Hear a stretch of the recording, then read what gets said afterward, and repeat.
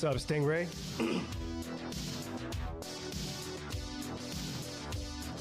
I guess at least one person's notifications work, since I'm an hour early this morning.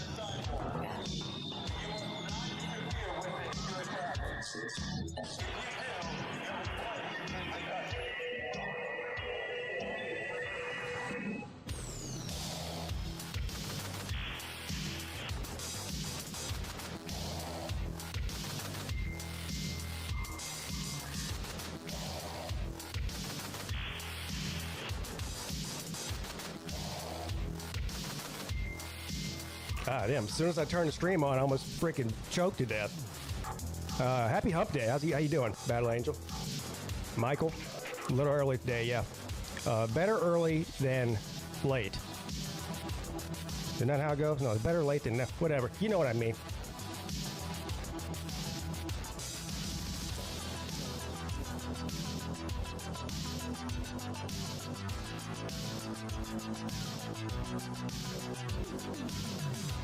We're halfway there.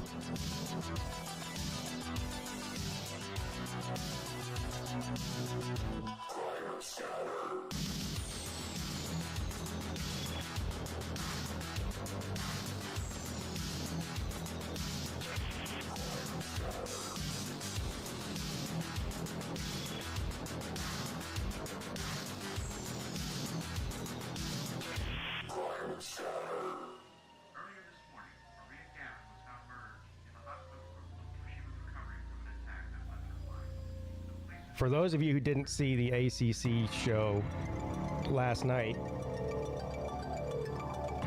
I'll make a post this afternoon too. But the return of the college football call-in show happens tonight at 10 p.m. and it will remain through the remainder of the college football season every Wednesday night at 10 p.m. And some Fridays too, but I just don't know what Fridays. So, what's up, Nick? Zona.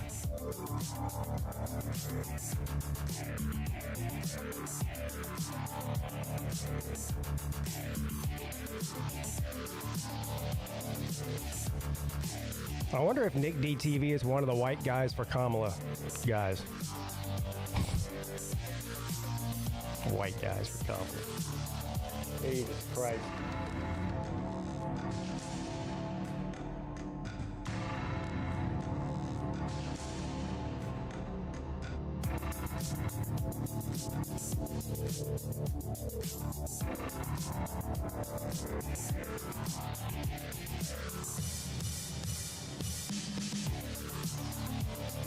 As you can see from the title,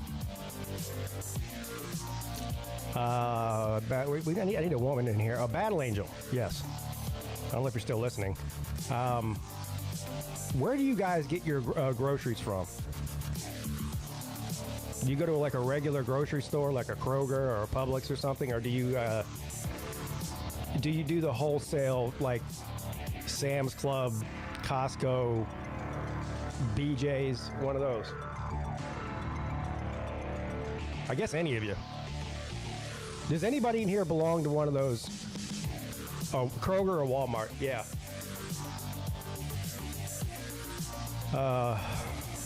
I'm finally going to break down and get a membership to one of those wholesale places. The closest one to my house is a place called BJ's, which is funny. Which is basically a Costco or whatever. But, I mean, the Publix is 500 feet from my front door. You know? But the prices at Publix, they've gotten out of hand. They've gotten out of hand. So I guess I'd rather drive 10 minutes away, 10 or 15 minutes away, to save $40 every week. Yeah, Publix. I mean, I love Publix. I love it. And I know where everything is. When I go in there, I know what I want. I can do a full grocery, like a full on, like week and a half worth of groceries for 4 people. I can be in and out of that place in 25 minutes because I know where everything's at. But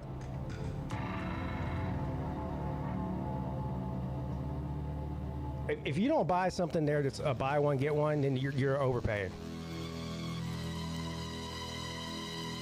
Oh, so you do go to BJ's? Is it worth it? I'm assuming it is. I know they got a special going on right now. It's $20 for the year for a membership, and then I guess the more money you spend in there, they give you discounts on gas and all that stuff too.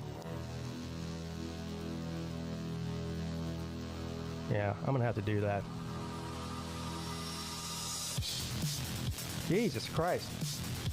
I gotta turn that off. It's way too early for that shit. Good Lord Almighty. Sound like a fucking rave. Anyway, how y'all doing? Yeah, an hour early this morning. Speaking of that, speaking of Costco, how many of you have seen this Costco family? I think that's what they're called. I don't even know what their name is. I think it's the Costco family on, well, I see them on Twitter. I don't know if they're on Instagram and everything else. Jesus. This might be the most annoying family on the planet. Let me see if I can find them. Let me log into the Twitter machine here. And I apologize in advance. If you haven't seen this family, then I apologize in advance to what I'm about to expose you to. Because I'm mad at myself for it, actually. Costco family. Okay. How many of you people have seen these? These. Here, I can't even explain it. You're just gonna have to watch it. You're just gonna have to watch it. Here. We're a Costco family. Here's a chicken bake. Let's go shopping. We're a Costco family. How many of these things are you gonna eat? It's a double chunk chocolate cookie. Jeez, Marie. We're a Costco family. Of course we had to try out the new furniture. Get your feet off of there. We're a Costco family. He's not the only one that can lift these tires. We're a Costco family. Where the heck did this thing go? We're a Costco family. We already have enough TVs. We're a Costco family. These are good. Get me another one of these. We're a Costco family. How much longer are we gonna stay in here? I'm freezing. We're a Costco family. You're still eating that chicken bake? Of course. We're a Costco family. How do you throw these things? I'm just gonna throw this out here. The husband and the wife look like brother and sister, do they not? They might be. Like this. Boom! Oh, We're Jesus. a Costco family. Do we really need to get 20 pounds of meat? There's no such thing as too much meat. All meat. We're a Costco family. I can't believe it's almost Halloween. We're a Costco family. What? Let's see how many squishmallows she could hold at one time.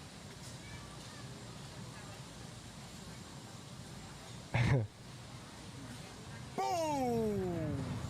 We're a Costco family. Of course we had to try out the new office chair. Hey, cut it out!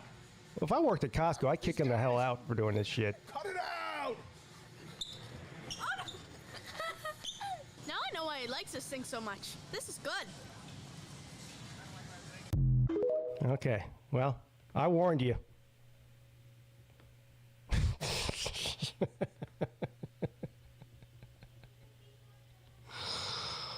Oh boy, oh boy. I take it back. I'm not getting a membership to Costco now. And what's worse is it was on my feed the other day. I clicked on it. Wasn't that video. It was another one that was just as bad, maybe even worse.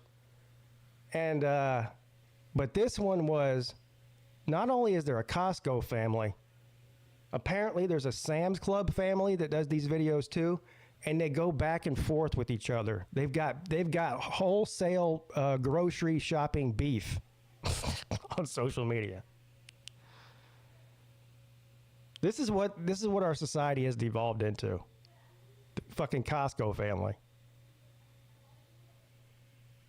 They're a psyop for Costco.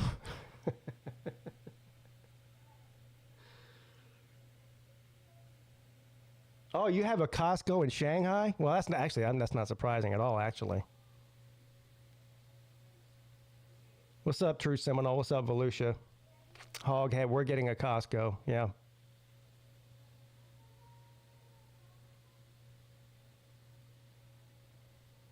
Mayonnaise in a 15-gallon bucket. I'm just, the one thing I don't know about those places is the, like the produce and the meat and all that.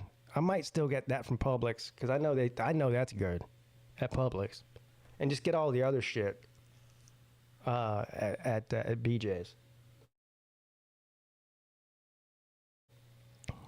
Bats in bulk.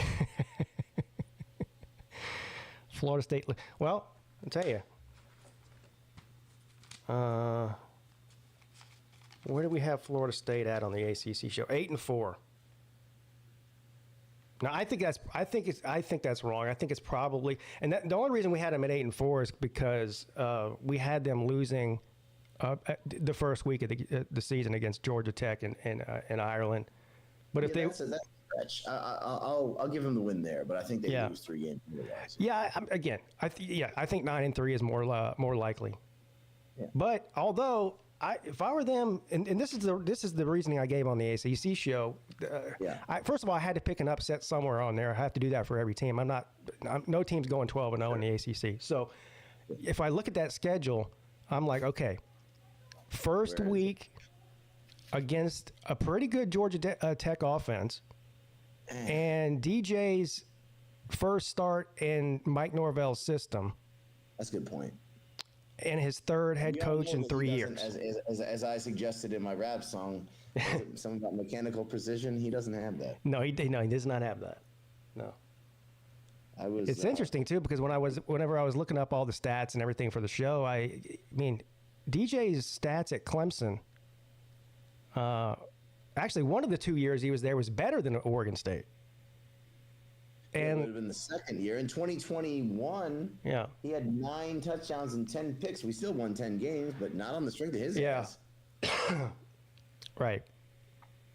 I think his second year he threw more touchdowns at Clemson and had more passing yards and a higher passer rating than he did at Oregon State. I think he's a better quarterback than he was 3 years ago. I don't think they're going to have a bad season. I think they're going to be a good team, despite the fact that I think they have a lot of holes on their roster because they're a transfer mercenary team now, apparently. But look, I mean, you can't, in as much as we can't expect every one of our freshman recruits to be great as freshmen, they can't expect every one of their transfers to pan out either. Yeah, and they look, they went and got a bunch of players from Alabama, but the problem is there was a reason they weren't playing in Alabama. This is what Dabo always talks about when he talks about, when he made that statement that got everyone all pissed or up in arms about how most players in the portal aren't good enough to play at Clemson. That's just a fact. True. That is correct. It's just a fact that the reason that they're transferring out of wherever they're transferring from is because they're not good enough to play there. So, right. And of course, Pete, I can put the shoe on the other foot and admit that sometimes Clemson recruits high school players who turn out not to be good enough to play at Clemson. Absolutely, and there are players in the portal that are good enough to play at Clemson. It's just the vast majority of them aren't. That's right. Yeah. And here's the thing: is that there are some guys at Alabama that are recruited by Alabama that don't turn out to be that good. They don't have the work ethic. They don't have the attitude. They don't have this or that. They were able to dominate whatever high school, state, or league they were playing in, but it turns out when they got to major college football that they were unable to keep up for whatever reason or another, right? And we've seen that in college football since the beginning of the fucking sport. So, just because the cunt played for Alabama doesn't mean he's going to be worth a damn at Florida State. And I still think Florida State's going to be good. I just don't think they're as good as they were last year. I mean, DJ is not Jordan Travis, and whatever the number one receiver on that team is not Coleman. Deion Coleman, that's correct. So, that's right. And whatever their best pass rusher, he ain't Jared Verse. Right, yeah, exactly. And look, do I think they're going to be a good team? Yes. Do I think that they could win 10 games? Maybe. I don't think they're going to lose to Georgia Tech. I think that's a stretch, but I understand why you said that. But no, look, if they lose 3-4 games, I will not be surprised at all. And look, I wouldn't because I'm a betting man. I wouldn't bet Georgia Tech on the money line and throw my money away like that. I'm not crazy, but I will consider taking Georgia Tech in the points. I think it's 13.5 points, somewhere around there. I think that's not a bad bet. I'd probably stay away from it because I think it could end up something in the neighborhood of, I don't know, 35-21 or something. And if I'm being honest, if I have a rooting interest in this, I kind of want Florida State to win that game. I mean, I don't really care who wins the game, but I would rather Florida State be undefeated when they play us, and vice versa. Yeah, I understand that. I don't really give a shit, man. Yeah, I mean, I don't really care either. But if I'm trying to find a reason to pull for one team or the other, that's the reason I'll use. I am very confident that we're going to beat Florida State this year. I think that if we lose twice, it'll be to Georgia, and it'll be somewhere else in there where we have a rough one or something like that. Mm-hmm. Maybe a Virginia Tech, maybe not none of the home games. Definitely not NC State, but let's pick one of your random road games in there where it's cold or where we just have an off night or something like that. Because I don't think we're not a well-oiled machine in the way we were a few years ago, right? Where we would go into somebody else's house and just piss in their mouth. Like, we're probably not going to do that too much. But yeah, I'm fairly confident we're going to beat Florida State. What's up, True Seminole? What's going on, guys? What's up, bub?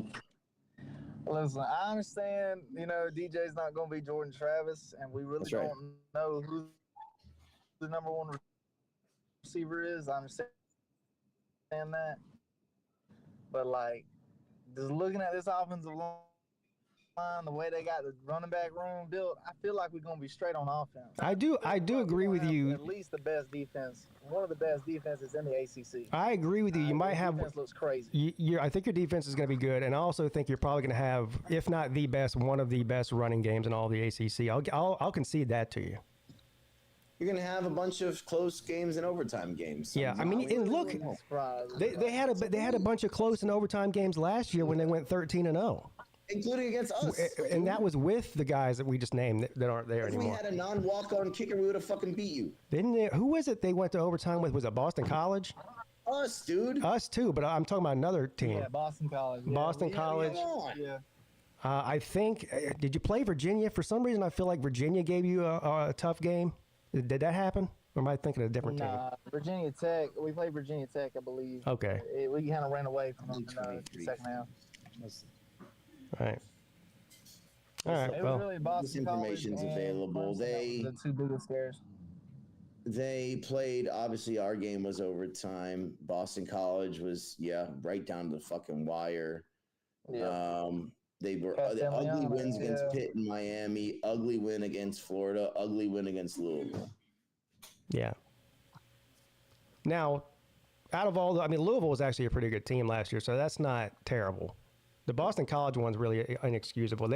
I remember I was streaming. I'm not believing DJ is going to be the best quarterback on the field, but I also don't think he's going to be the reason we lose our games. Though. Well, listen, man. He's going to be that. But listen, True Seminole, you do understand that DJ was our quarterback for 2 years, right? So we're I do understand that y'all still win 10 games and still made it to ACC championship. Yeah, I think we had a better roster at that time than y'all do now. And the other thing about DJ too is, oh no, this roster is. I like this roster. The only thing I have questions about really is wide receiver. You're going to be. I like the experience that the offensive line had. All of them have well over 2,000 snaps. You're going to be at the end of the season. You're going to be extremely frustrated with DJ because here's why: because he's not a terrible quarterback. He has flashes of being of games where he plays really well, and then the next week it looks like he's never played football before. Yeah, and he's extremely inconsistent. What it is, True Seminole, is that it's not that he is good and bad within the context of a single game. It's that he's either pretty good or fucking horrible. Yeah, because I mean, I've seen him throw some passes that are NFL level passes down in the red zone. Right, and then we've seen him overthrow screen passes 6 yards over the cunt's head. Yeah, and I don't know. Norvell's a big screen guy, and I think he is. DJ's not good at screen passes. No, he's terrible at it. He's not good in the pocket. He doesn't have touch on short passes, I guess is what I'm trying to say. And he's great at overthrowing your receiver, either short, middle, or long, and throwing a pick. He's good at that. He'll frustrate the fuck out of you. I promise you that. Oh no, I still feel like we're gonna be straight. I feel like we're gonna be straight. All right. I mean, I hear you, man. I also look. I think you guys might win. I mean, like I think 8-4 is a little bit. Maybe conservative. I don't like to use that word, but maybe a low balling you guys. But I do. Ridiculous. 8-4. It's not ridiculous. It's not ridiculous. It's definitely not ridiculous, but I'm with Volusia. I think 9-3 is more. What are the 4 games we're losing? Let's look. We went through game by game on the ACC show. I can't. So. Well, I'll have another gander at it. I know y'all did. I didn't make it, sadly. So. I missed that one as well. Let's do this. I have the list here. Volusia, if you read the games in order, I'll tell you if we pick them to win or lose that game. Okay. Now I missed the ACC show because I just came back from I was in Wuhan yesterday. Oh well, this was 2 weeks ago. We did Florida State, but anyway, it doesn't matter. So we've got Georgia Tech in Ireland. All right, so we had them. Stadium. We had them at a loss, and look. I'll give them a win there. All right. Okay. DC at home. Win. Memphis at home. Win. Cal at home. Win. At SMU. Win. I agree, although shit, there's no guarantee there. You can lose that game. Clemson at home, which I have a loss. Now we have at home. See, that's what because I like how NC State's looking this year, and y'all play them right before y'all play us. We play them. Yeah, I'm not. Yeah, that is a good point. And I was actually surprised because mistaken. The reason I have a panel on the ACC of non-Clemson fans that vote on this is just so I'm not picking Clemson to win every game.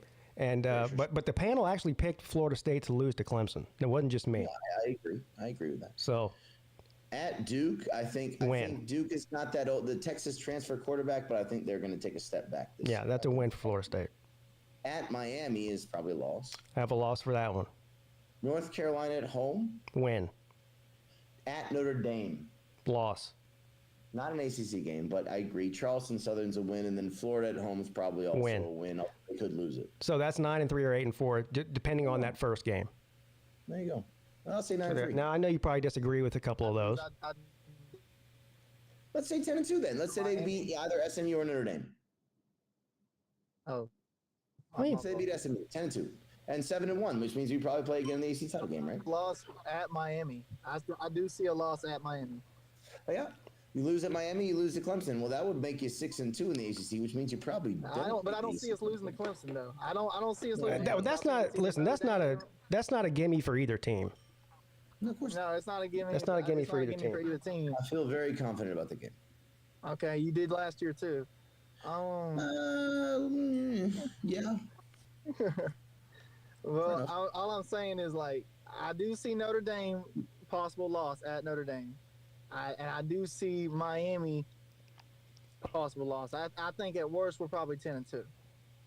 At worst, no. At worst, you're 8-4. Nah. I think this year, the worst I think I'm gonna have to deal with is probably 10-2 this year. I'm confident. We went 8-4 last year, and we were every bit as good last year as you are this year. Probably better. Yeah, we shouldn't have gone. We shouldn't have gone 8-4 though. That's the difference. It's not the worst you're going to ever have to deal with, in the worst possible scenario is actually probably worse than 8-4. To be honest with you, you guys are not some good and great fucking world beating team, dude. Yeah, the worst that Ohio State's going to have to deal with is better than that. The worst that Georgia's going to have to deal with is better than that. I don't think Clemson's a world beating team either. But Florida State, Clemson. Miami, Florida, Clemson, Miami, Notre Dame, SMU. It's 5 games. No, I'm naming ACC teams. Clemson, Florida State, Miami, NC State, probably the top 4 teams in the ACC. Yes. This year. I don't see anybody outside of those 4 making the title game yet. Right. But it could happen. Now, Clemson doesn't play Miami. Florida State plays both Clemson and Miami, so that's rough on them. I can't remember. Here's the thing, Pete, about the title game is that because now there are 17 teams in the ACC and there's no divisions, it's going to be hard to make it at 6-2. We only play 8 conference games. So if you go 6-2, it's very likely there's going to be 2 teams out of the 17 in the league that are going to go 7-1 in conference play. Yeah, I doubt it. I think more years than not, there's going to be at least 1 2-loss team in there. I don't know, man. It just depends on how the schedule lays out on year to year because, like you said, there's no divisions, but. Man. That's a rough ask. I mean, some of these, like Florida State's got a harder schedule than, say, like SMU. What, Syracuse? Syracuse is not going to win more than 4 or 5 games. No, but have you seen their schedule? They dodge all the best teams. I think out of the 4 I just named, the 4 best teams in the ACC, I think they only play one of them. Right. Yeah. But then, I mean, if you look at SMU's schedule, I mean, the only good, they play Florida State at Louisville. Okay. Then they're at Stanford, at Duke, Pitt, BC, Virginia, and Cal. So SMU, if they beat Florida State, that might be 7-1. And they're at home for that game. Now, I'm not saying that they will or they should. They shouldn't. At Florida State should definitely go down to Dallas and beat them. But shit, it's early in the year, or at least middle of the season. Yeah, it's September 28th, right? Florida State could fuck around and lose that game. And if you do, you're probably out of the ACC title game, especially if you lose to us. So, like, it's not out. Like, saying that the worst you can conceive of Florida State being this year is 10-2 is crazy. Yeah, no, because they have to win all the games that they should win. Like the first game of the year against Georgia Tech. If you lose that game, it might be a long season. And the reason I know is because we lost to Duke last year, and guess what? It was a long season. Right. Look, here's the thing about NC State. I think they are probably going to be one of the better NC State teams, but then again, NC State's only won 10 games once in their entire history. And when was the last time NC State won at Clemson? 2003? It's been a long time, yeah. I don't think it's going to happen. I don't either. No. I really don't. But that is always a hard-fought game. 2 teams hate each other. I mean, I don't think the coaches like each other very much either. And that's a rivalry. I mean, it is a rivalry. I don't want to say it's like Georgia, Missouri. I want to clown on NC State because I love clowning on NC State, but maybe it's a little bit better than that. But it's different for everybody. I hate NC State as much as I hate anybody else in the ACC. I mean, yeah, or more. I call them rinky-dink. They're fucking clowns. They suck.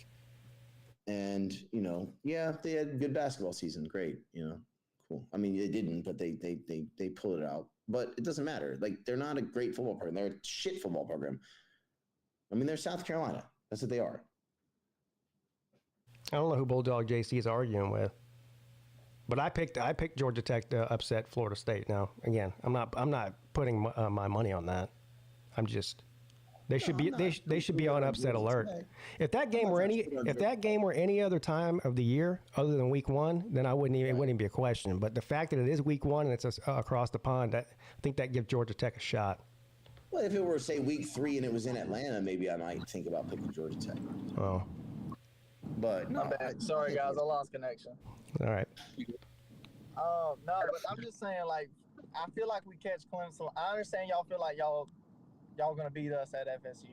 But I feel like we catch Clemson at such a good momentum drive for us, and after y'all come out of a nail biter with NC State, I think we catch y'all at a good time. That's the only reason I'm looking at that. I'm looking at the time of the season, who's played who, type of deal. That's fair. Sorry I dropped out earlier. I got a new sale, so, got to make that cheddar. Yeah, awesome. Yeah, so all good. Been a good week so far. Yeah. I read you have these clickbait articles. I'm sure you see them pop up on your phone, and if you go on your computer, whatever. And it was all about Kirby Smart should be fired.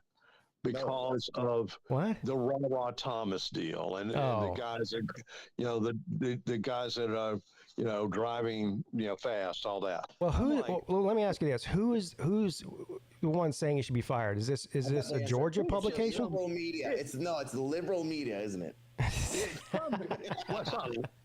not liberal media. It's just clickbait shit. Is what it is. He shouldn't be fired. Guy sitting probably in his basement, freelance writer that writes this shit, and then it goes. Someone goes, "Oh, well, that's a great headline. Let's throw that in there."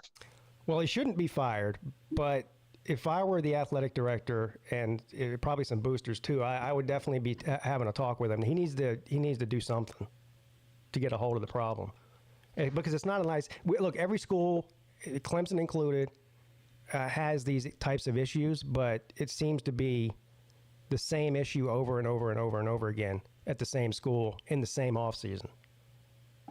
Yeah, I agree with that. So he's got to do something. I tend to agree, but the biggest crime so far, and this guy was a transfer, has been this Rah Thomas.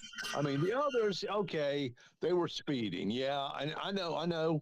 One person was killed last year in a car accident from a Georgia player. I know all that, but I think the problem is that Kirby needs to hire somebody that sets these players down before he recruits them and said, you know what, if you get in trouble, we're going to kick you out. You do this, then you're gone, no matter how talented they are. Because the problem, I think, with Georgia is they are this beacon light that has all these 5-star and 4-star recruits coming in easily. They don't even have to really work hard. I mean, Kirby hardly has to go. I'm sure he still does, but I don't believe Kirby goes to as many living rooms and sits with a family as much as he used to, because they all want to play.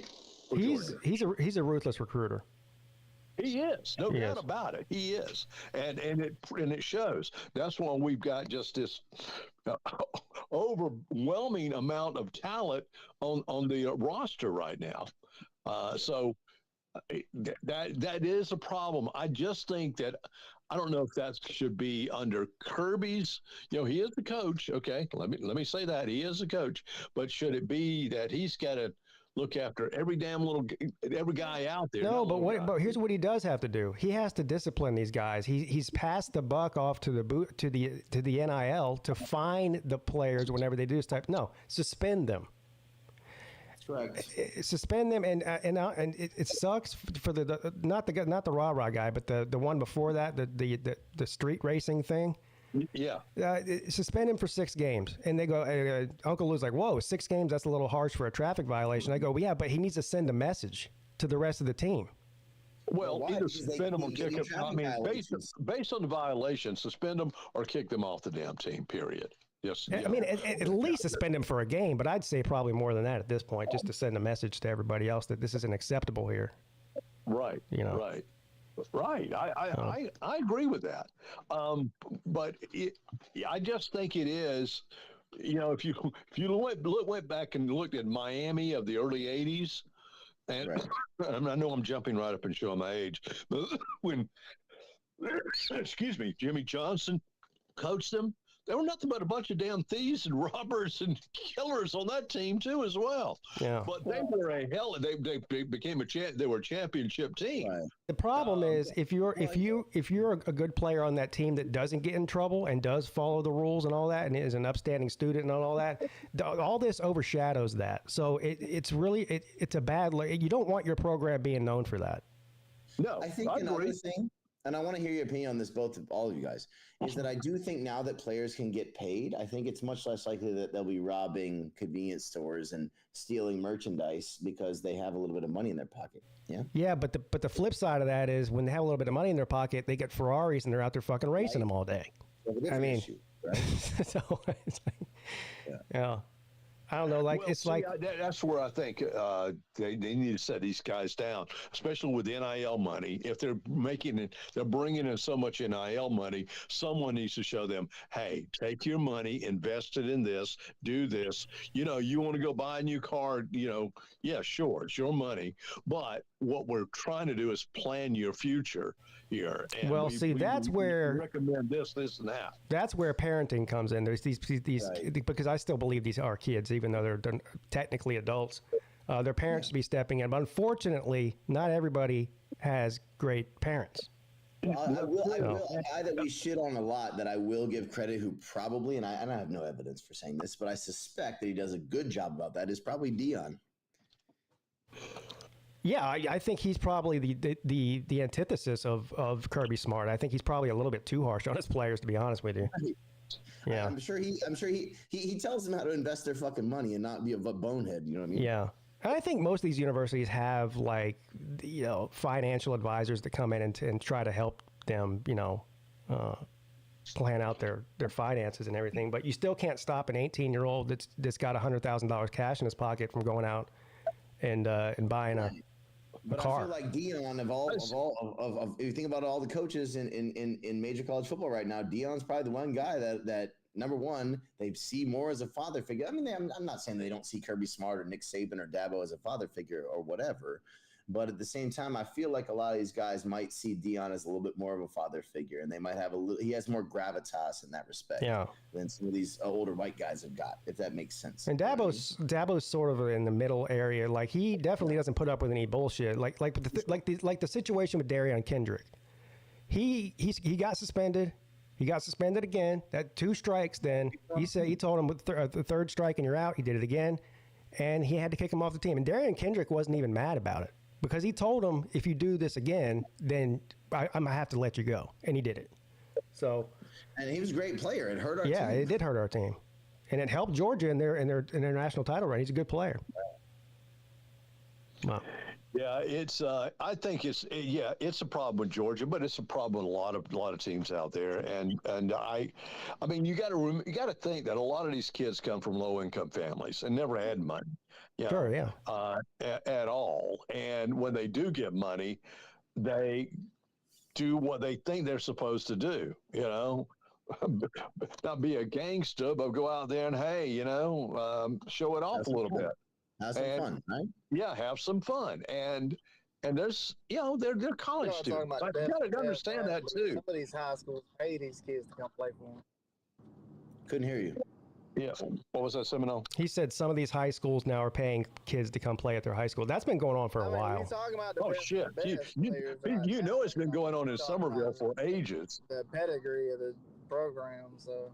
Well, back in the 70s and early 80s, when Somerville High School in South Carolina was a national powerhouse with John McKissick, he was one of the first ones that got accused of doing that, paying families to come move to Somerville from other states to play for Somerville. Yes, he did.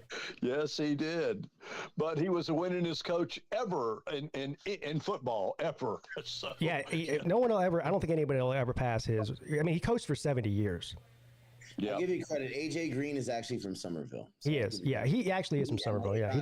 As a Bengals fan, I fucking love that guy. So. He loves AJ Green too. I before McKissick passed, I happened to happenstance meet him at a car wash and sat down with him, and we talked. And he saw my Georgia tag on my car, and he said, "Oh, you're a Bulldog fan?" I said, "Yes, sir." And he just went on and on about AJ Green.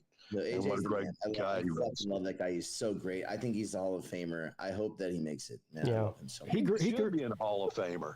Absolutely. I mean, he is. I mean, he was a great wide receiver, no doubt about it. I remember being so pissed off. Man, I watched his whole fucking career, man. I remember being so pissed off that Clemson missed out on him. Yeah. Brutal. That was brutal. But actually, at that time, I don't blame him for the decision he made. So sure. We weren't what we are now, or what we were. Pete, you just going back to your original conversation and your title of the podcast. I'm with you about Publix. I love Publix too. I love the customer service of Publix. I love how anyone and everyone will drop what they're doing and help you find something if you don't know where it is on the aisle and take you right to it. But it is. I mean, if I'm a senior now, I can get a 5% discount if I go on Wednesdays. But have you ever been in a Publix on a Wednesday? It's like, well, first of all, the Publix where I am is like that 7 days a week because it's the only grocery store within 5 miles. Right. So yeah, it's hard to find a parking space unless I try to go right when they open at 7 a.m. Then it's not that bad. But from about 10 a.m. on throughout the rest of the day, forget about it. It's a mess. It's pure madness. The one I go to is on Old Trolley Road. That's where the damn gator was up under the carts. Oh, yeah, I saw that. Yeah. Yeah, but that's the one I go to. But it's become madness. So, you know what? I have a Food Line that's closer, and a Food Line that has all the variety by all means the Publix has, but it has most of the things I need and want, and their prices are a hell of a lot lower than Publix. So I've been going there. I've been going there a lot, and Publix has just become a second idea as far as grocery shopping goes. I hate Harris Teeter, and I'll tell you the reason why. I shopped at Harris Teeter for almost a year and a half. Now, one time, again, this is where Publix really shines. Now, one time did a manager or assistant manager or even a damn clerk say, "Hi, how are you? How you doing today?" None of that. Yeah. Have you seen that new Harris Teeter over there in Nexton? No. They've got a full service bar in there. Oh, like a bar? A bar. Hell yeah. So getting drunk at the grocery store. Yeah. Wine moms. I got kicked out at Harris Teeter. What? Yeah, seriously. I got locked up at Harris Teeter. You walk in there to go shopping, and there's people sitting in the bar just drinking. It's like, what? Dude, that is a Karen paradise, man. Just gonna start yelling at immigrants and everything, dude. Yeah. It is a wine mom store. And as a matter of fact, they actually give you free samples of wine to walk around and drink while you're shopping. God help you if you come in there speaking Spanish. Jesus Christ. Well, the Lowe's that's off of a Trolley in Dorchester, they have a bar too. What? At Lowe's? Yeah. The fuck? They have a bar as well. I like the shop. I like the store, but their prices are damn ridiculous. I mean, you got to figure it's a brilliant move because people get a little tipsy and then they're willing to spend more money in there. Yeah. Of course. Yeah. But Pete, come on, man. I mean, as a guy who likes his drink, this is a terrible idea. Let's be honest. Right. Well, I guess you can drink while your wife is looking at plants in the garden section. Yeah, right. Actually, Vic, good point there. Yeah, good point. See, Vic's right on with that. They should have bars at like shopping malls where women go to buy clothes, right? Or they force us to sit on those little island sofas in the middle while they put on like 100 different pair of shoes. There should be a bar. Yeah, I'm not drinking in a grocery store. That's all I need is to run into somebody I know, and then they start telling everybody, yeah, Pete was out there drinking at the fucking grocery store in the middle of the afternoon. Or you get arrested. Hey, like Ron White get kicked out of Harris Teeter. You drive there, and then she drives home. As long as she doesn't run over a bike helmet, you're fine. Right, it sounds like we might need to take Pa to Harris Teeter. Oh, God. That's the last place he needs to go. No, he'll be passed out immediately, dude. You get him half a beer down, he's done. Yeah, Nature Boy. That's the one I pointed out to you when we were driving. Yeah, that place is giant. It's like the size of a full Walmart, except there's nothing but groceries in there and a bar, apparently. Yeah. Oh. I mean, like I say, it sounds cool in theory, but I'm sure it leads to a lot of problems. It's the bat phone. The bat phone. I think that, man, come on. Yeah, I thought you were going to say it. that was that VicTube's phone ringing? I don't know whose phone that was. It's got to be. That sounded like a fucking. That sounded like a desk phone. Do any of y'all still have phones like on the table? No. Does anybody in their house in the U.S. I don't know because I don't know. Does anyone in their house in the U.S. still have like a phone they plug in the wall? Yeah, a VicTube apparently. There's very few landlines, I think, in this country. Landline, that's the word. Yeah. Yeah. In fact, there's this advertising for closed caption phones for old people who can't hear. I'm thinking, and I tell Holly every time I see it, I go, who the hell has a landline these days? Well, our cable company tried. Our cable company tried. They wanted to do a free install for a landline and give us a free phone and give us free phone service. I'm like, why? Yeah, really? No, thank you. Yeah, I mean, I don't know.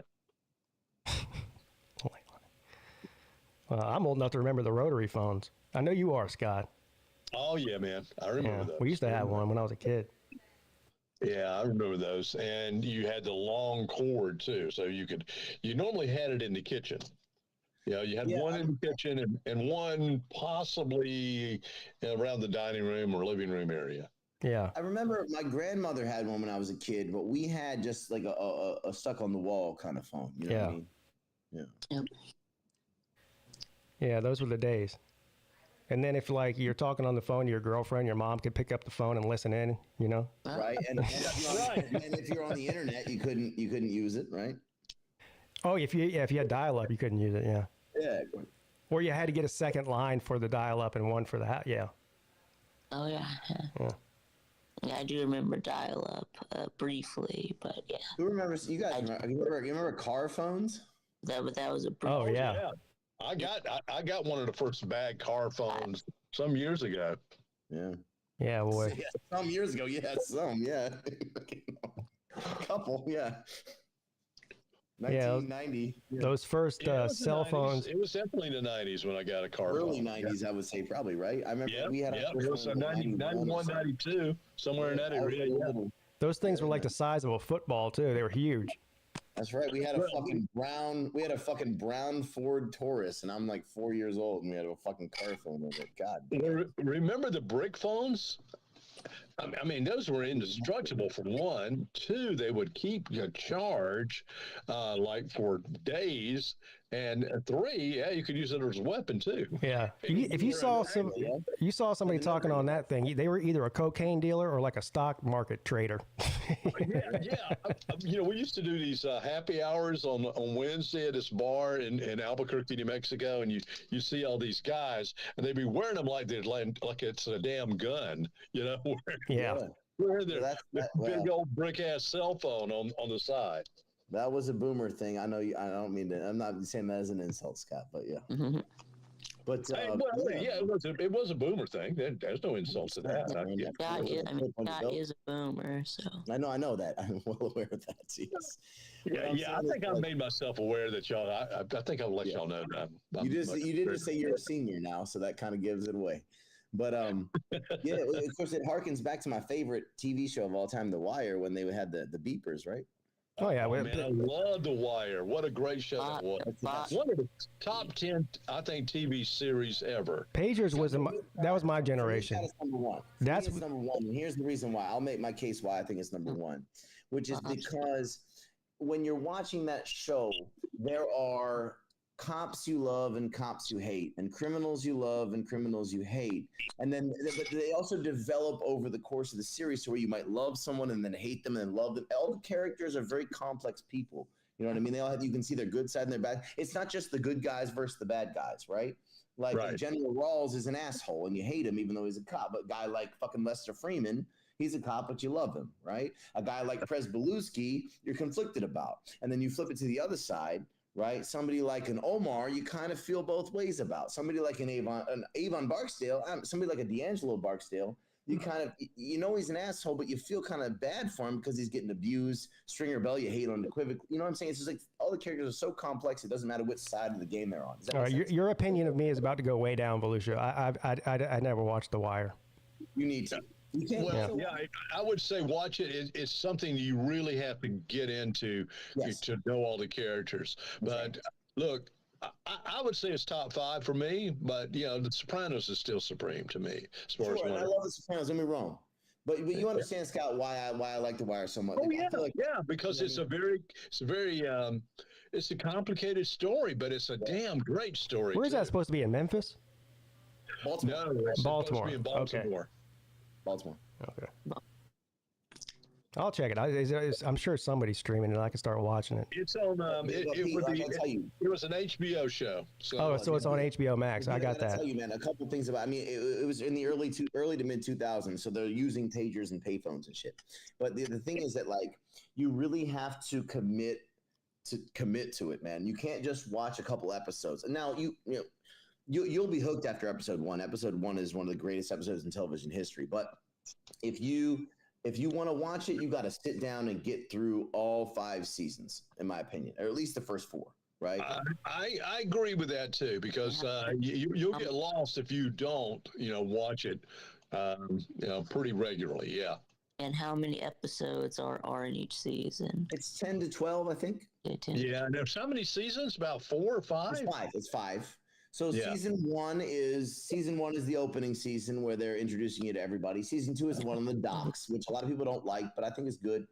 Season 3 is the one with Amsterdam, I think. So Pete, the way it works is that each season examines a different aspect of the war on drugs in a community like West Baltimore, right? Okay. So where season 1 is you get to meet the cops and the drug dealers. Season 2 is the importers on the piers and the docks and the docksmen and everything like that. Mm-hmm. Season 3. Guys, I got to go. I'm sorry. All right. See you later, Scott. All right. So the next season, I forget which one is 3 and 4. One of them examines the education system, which kind of leads to the entire thing. I think that's season 3 or 4. One of them examines sort of the entire sort of policing system and the government of the city. Right. So it follows sort of the mayor around and the corrupt senator and all these sort of things. And so each season examines a different aspect of the whole sort of system, the whole machinations of the entire thing that allows this sort of ecosystem of crime and punishment to exist. And I've heard it's good. I'll watch it. I'll watch it. I'll have to convince Mrs. Peete to commit too, because that's the problem with most shows. We have different taste in TV, me and her.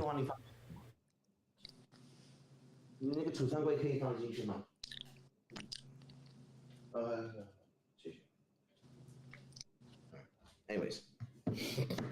Yeah, Game of Thrones was great too. I like the House of the Dragon. I'm watching that now, season 2. It's pretty good.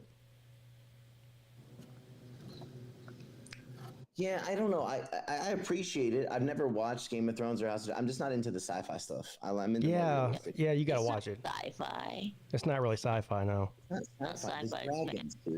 Yeah, the dragons are not. The dragons are literally like 1% of the story. Okay, maybe I'll give it a shot. I'm just. Yeah, Game of Thrones is excellent. You'd like it. You'd like it. Maybe. Yeah, I saw Game of Thrones. Yeah, it was pretty good. I haven't seen House of the Dragon. I guess I just don't watch TV anymore like that. Well, I mean, I liked Game of Thrones up until like the last season. Yeah. Yeah, dude, you got to watch The Wire, dude. I mean, I'm not the only person that feels like it's number 1, man. I mean, it's just. I've heard a lot of people say that. Yeah. The character development and the depth, like what I was just saying to Scott, man. It's just like it doesn't matter whether they're a criminal, whether they're a drug dealer or a drug user or just a pawn in the game or a kingpin, or whether they're a cop, a lieutenant, a beat cop, the major. Every character is very complicated, and you can't. It's hard to sort of parse who you really like and who you hate and whose side you're on. Does that make sense? Yeah, I got you. Which I think is good. I don't like these like good guys versus bad guys shows. It's too simplistic, right? But The Wire is definitely not that. No, it's not. And you see the real cops too. I mean, how they deal with each other and how they deal with the whole drug situation. And then you see the other side of the drug dealer out there and their lifestyle and what they have to go through. And it's not just the drug dealers, it's also sort of like the kids that are growing up in the impoverished neighborhood and how they get kind of coerced into participating into it. Some of the young kids are assholes. Some of them are good young kids who end up getting caught up and they get screwed. And, you know, like when they kill I'm actually sorry, I shouldn't say that, but if you're going to watch it, but you know what I'm talking about, dude, you know? Yeah. Yeah. Well, look, I'm right there with The Wire being, you know, one of my top 5, but I got to say Sopranos, number 1, Breaking Bad, number 2. And now you're going to hate this because I'm watching it again. Yeah. Because I'm just was like, you know, enamored with it is Game of Thrones. Yeah, we were just talking about that. Yeah. Give me 1 second. I got some mixers downstairs. I got to grab. Give me 1 second. Yeah. Belushi was saying he didn't want to watch it because it was sci-fi or had dragons in it or something, but. Well, maybe I should, man. I'm just not that into fantasy stuff, but maybe I should give it a whirl. You trust me, you like it. It's give it a whirl. It's more than just fantasy. The characters in this are amazing. And the characters are great, and you'll get an idea where all these flat earthers came from all of a sudden, because they took a book right out of Game of Thrones with their flat earth bullshit, the ice wall and all that. That's all in the Game of Thrones. Ice wall. Yeah. I mean, okay. Right. Yeah. Vic, you watched Game of Thrones, haven't you? Yeah. Okay. What do you think? I thought it was really good up until the last season. Everyone's bitches about the last season and the last episode. I guess I'm like one of the very few that didn't have a problem with it at all. I thought it was great. I thought the last season and the last episode they kind of tied it all together to me. The return of Arya, you know, back to Winterfell, and you know, Sansa getting what she needed to be as queen, and Bran, you know, Bran becomes the king. I was pretty impressed with all that. It's worth it just to watch it to see what's her face get naked all the time. Oh man, all those women getting naked. Yeah. There's a lot of nakedness in Game of Thrones. Yeah, a lot of incest too. Oh yes, good God, the incest in that program. Yeah, I mean, you know what, and it's very violent. I just forgot how damn violent it is, man. That's one of the best parts of it. Actually. Truly, it is, but it's extremely violent at times. Oh yeah, is that her name, Amelia Clark? What was her name in the show? Daenerys. Oh, she was Daenerys. Daenerys Stormborn. Yeah. Daenerys Stormborn. Stormborn Targaryen. Targaryen, yes. Yeah, the breaker Mother of Dragons. The breaker of chains, and the Mother of Dragons. There you go. Fucking Brad. I think it was Brad Pitt paid $1 million to go on a date with her. What? Yeah, it was for charity. Like it was like some charity auction where you could bid and she would go on a date with you, and he bid $1 million. Boy, I hope he got laid. A lot of money. Man, when I first saw her, I was like, "Good Lord, this woman is just beautiful." I mean, she's a tiny little thing though, too. But yeah, I mean, she kept you watching it every week. She's a smoke show, that's for sure. She was, man. Oh. Yeah, and also, name I think the one who played what was name? Marjorie, I think was her name. I can't remember the name of the actress, but yeah, Marjorie. She was hot too, but yeah. Well, all the female characters are hot. Cersei? I know you're talking about Marjorie. Yes. Becomes the queen of Joffrey for a moment. Yes. Yeah, that one. Oh, yeah, I know who you're talking about. Who married like the kid who becomes the king. Yeah, that's right. Yeah, and then she was actually. Oh man, she was, and she married to the king's brother, but then he died, and then Yeah, and she got naked too a lot. Yep. I think they all did. I think they all did too. The men too. A lot of dicks in that show too. Yeah, it was, wasn't it? Yeah, not so much of that. I wanted to see, but it was. But each his own. But yeah, I mean, all of that and more. Without the nakedness, it's still a damn great show. Yeah. Yeah, that's good. I'm assuming that was based on a book that somebody wrote. It had to have been. It's called the Song of Ice and Fire. Okay. By George R.R. Martin, but he never finished the series. So the prequel, which is what House of Dragons is, it's not a sequel, it's a prequel. It's I think it's like 150 years before Game of Thrones is what it's supposed to be. So that's not in the book. Vic? When you say 150 what year is Game of Thrones meant to be set in? It's not. It's in a different. It's in a different world. Serial years. Right? It's in a different world. It's called. It's in Westeros. Yeah, it's in a realm. It's not on a planet. Star Wars is set in. But to answer your question, it's basically it's kind of medieval. So if you're gonna compare it to Earth time, I guess it would be somewhere around, I don't know. Yeah. The 1200s. I don't know. Yeah, but just think of it as kind of being like Middle Earth from Lord of the Rings. Yeah.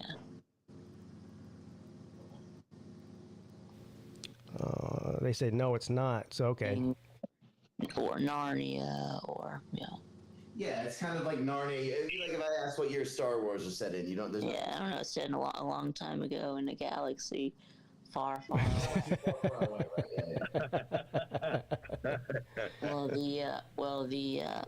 The first movie is set in 0 BBY, which means before the Battle of Yavin.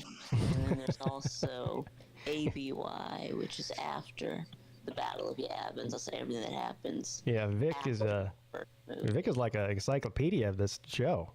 Yeah, this is impressive. Sure is, which is great. Yeah. Give me some more of this free expensive cognac that I got. I'll tell you something. You want to know something crazy? So you know that I probably she won't want me to say this, but she can't hear me. So you know that James Harden comes to China quite a lot. He's pretty popular here. Yeah. Uh-huh. So my wife is interviewing him next week. Oh. Oh yeah. And so I was writing her the questions for the interview today. Oh wow, that's cool. So is she in the media too, like you? Yeah, she works for U.S. media. Yeah. Oh, okay, cool. So, but we kind of juxtapose because I work for Chinese media, she works for U.S. media. But yeah, that's weird. So it is. So she's interviewing James Harden tomorrow, and I was writing the questions, and it took everything in my power not to put in questions like, "What's the best strip club in Houston?" or, "Is it that you won't play defense or you can't?" Oh man. No, of course I didn't put that in because I want her to do a good job, and she's not a huge sports fan, so I don't want her to. So I gave her a good list of questions, but yeah. So she's going to be talking with James Harden in a couple days. Pretty weird, right? Yeah, that's cool. Are any of you watching the Olympics? Yes. Yeah, I'm watching a little bit. Yeah.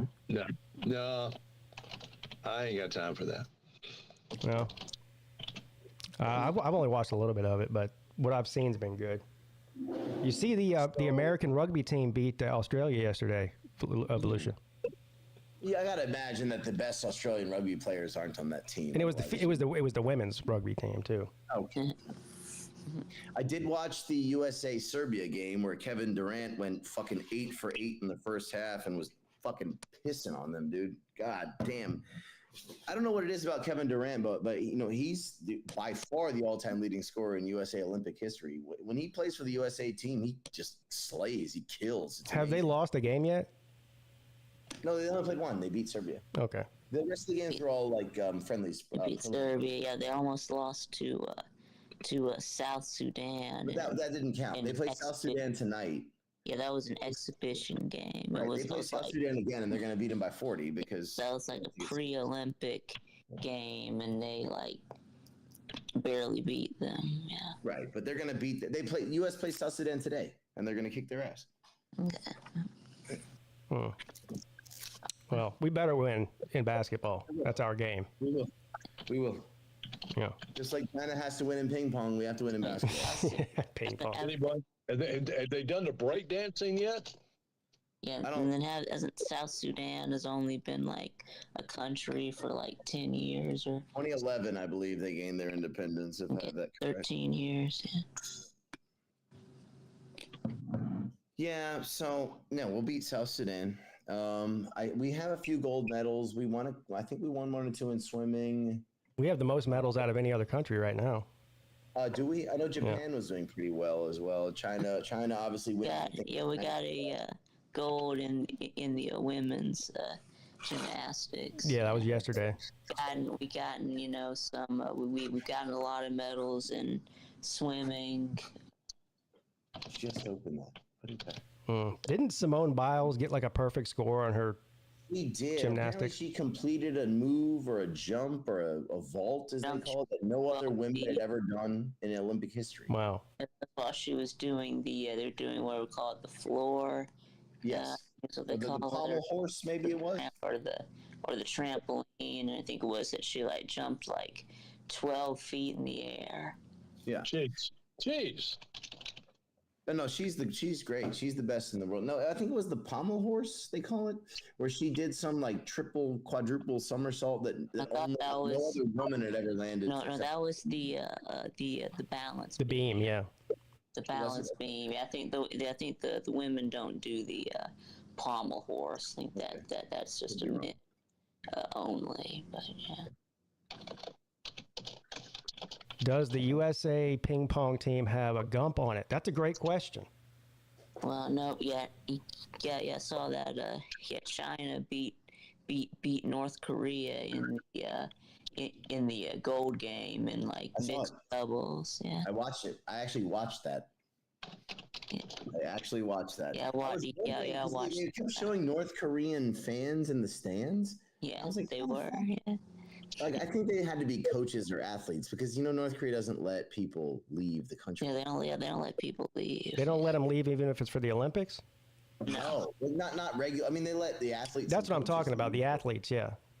Yeah, the athletes. Yeah, they don't let regular people leave. But... Although I'll tell you a story though. So when I was this is probably 13 or 14 years ago. I was living in a different city in China, kind of close to Shanghai, and they had a North Korean restaurant there. And so it's run by some girls from North Korea, right?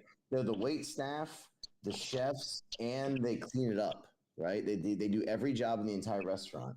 And they have like these pins with it might have been right around the time Kim Jong-il died. I think it was before Kim Jong-un. And so they had like the Kim Il-sung and Kim Jong-il pin on. And they were like, they weren't allowed to use phones, even though they were in China, they weren't in North Korea. And all this kind of stuff. And then I remember my boss I was probably 23 or 24. I remember my boss at the time got me to the restaurant. And then I was the only non-Chinese that was in the party of 15. And he told the girl, she was being kind of nice to me, and he told the girl that I was American, and she wouldn't look at me again for the rest of the day.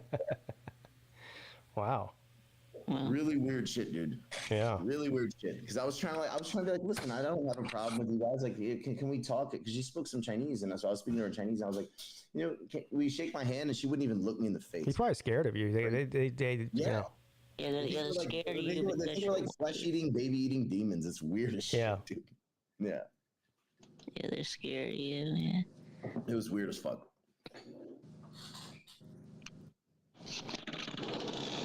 Men's 3-on-3 basketball. So the U.S. men's 3-on-3, they got 3-on-3 basketball in the Olympics?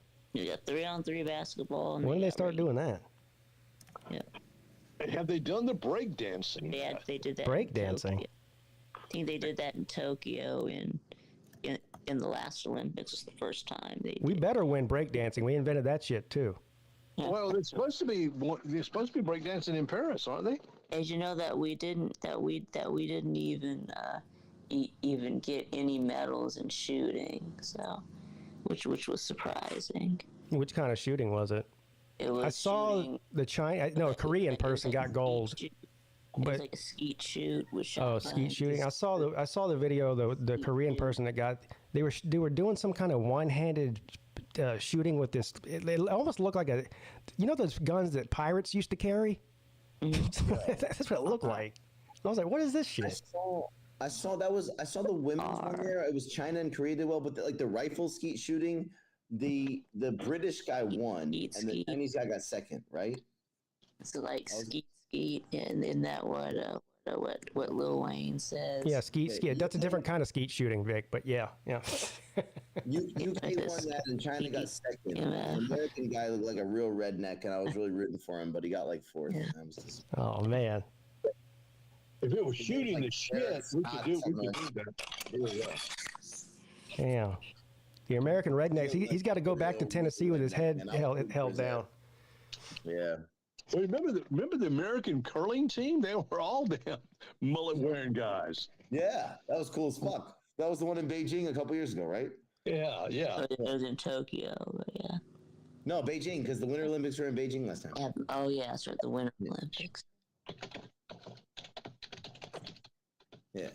Because I covered that. Yeah, obviously. So, yeah, definitely. Yeah, I remember that shit. Oh. Yeah, have y'all watched any water polo? Yeah, they had water polo. I was just watching right now, China versus Canada. I just turned it off, man. Here's what I think. Water polo was France versus Japan. Yeah. Okay, I was watching the women's China-Canada. Here's my thing about water polo, man. I know that I've smoked for many years, and I'm kind of I'm quite out of shape and all this shit. But dude, I feel like in water polo, any average human would drown in the first 2 or 3 minutes. Like, these people are freaks. Like, I feel like this is a sport for seals, not for humans. Yeah. You know what I mean? Watch handball. Now I can watch that. I can't get down with water polo. That's just too boring to me. Well, yeah, water polo is pretty exciting. Yeah, it ended up being like France won by 1 point. It was like 14-13. I mean, it was a pretty exciting. I like to watch the ping pong and the handball stuff like that. The badminton is okay. Badminton? It's not bad. Like, they get we think of badminton as just like some dick around sport, but that's because we suck at it. Like, the people who are Olympic good actually make it exciting. Yeah. And last night they had it was like women's boxing. It was weird. They were like wearing like these you about to get everybody worked up now. You know what's going on with the women's boxing thing, right? They were wearing like those padded helmets. Yeah. Someone confirm this. Okay? Isn't there two biological men competing in the women's boxing? Are you shitting me? I'm not shitting you. Yeah, and they weren't even. Yeah, and they weren't even wearing sports bras. Damn, Vic. They were like fully clothed. Yeah, I thought normally. Somebody tell me if that was fake news, what I just said or not. I'm not saying it was real. I'm just what I read. That normally they wear like a sports bra when they do like. I'll tell you one thing: if there is men boxing against women, I'm betting on that, and I'm taking the man.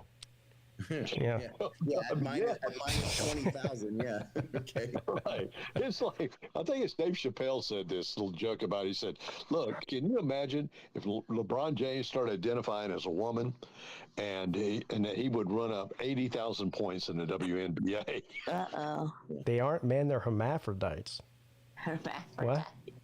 Yes. Well, that's even worse. They ain't got no penis. They're hermaphrodites. That means that they have like both. That means that they have like combination of male and female genitalia. But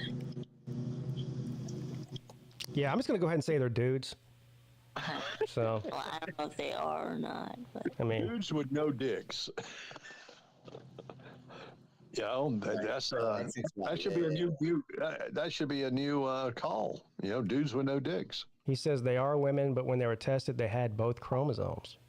Huh. yes, Yeah, this is a real thing. X and an X. So No, they have XXY. If that's the case, I don't know how you regulate that. That is kind of a conundrum there, but what? XXY. Do they identify as pandas or what? It was just XX. I mean, I just think if you have both, then you're probably more of a man. It's kind of like if you have like a guy who has a mixed parents, a black parent and a white parent. We call them black anyway, even though they're not really black.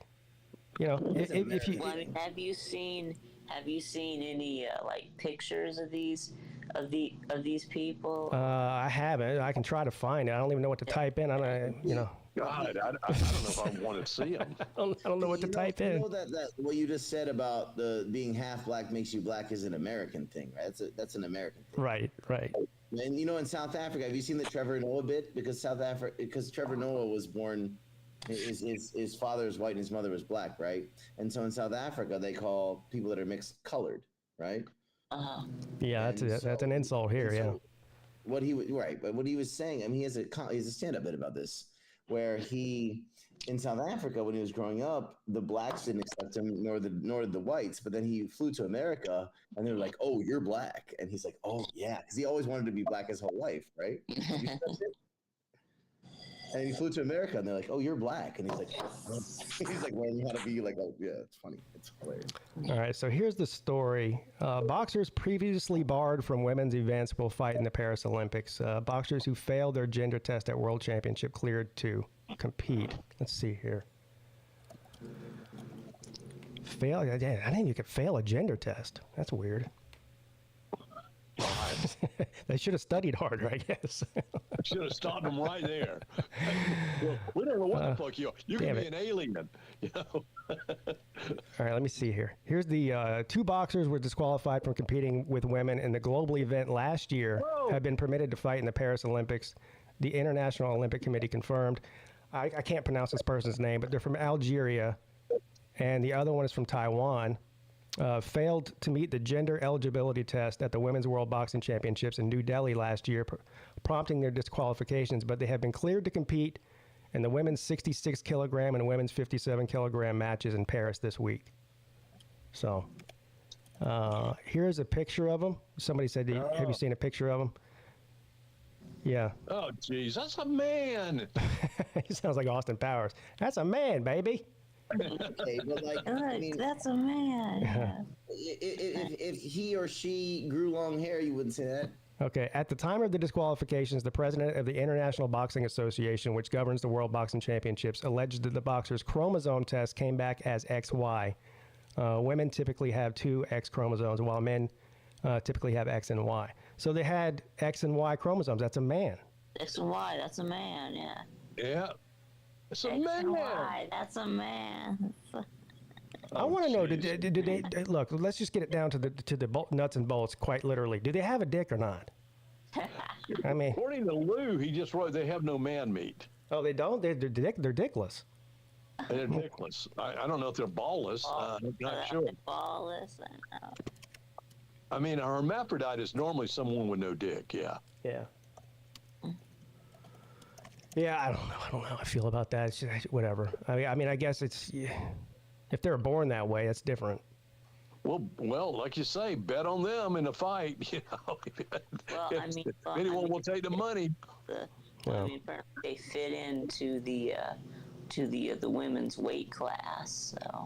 So.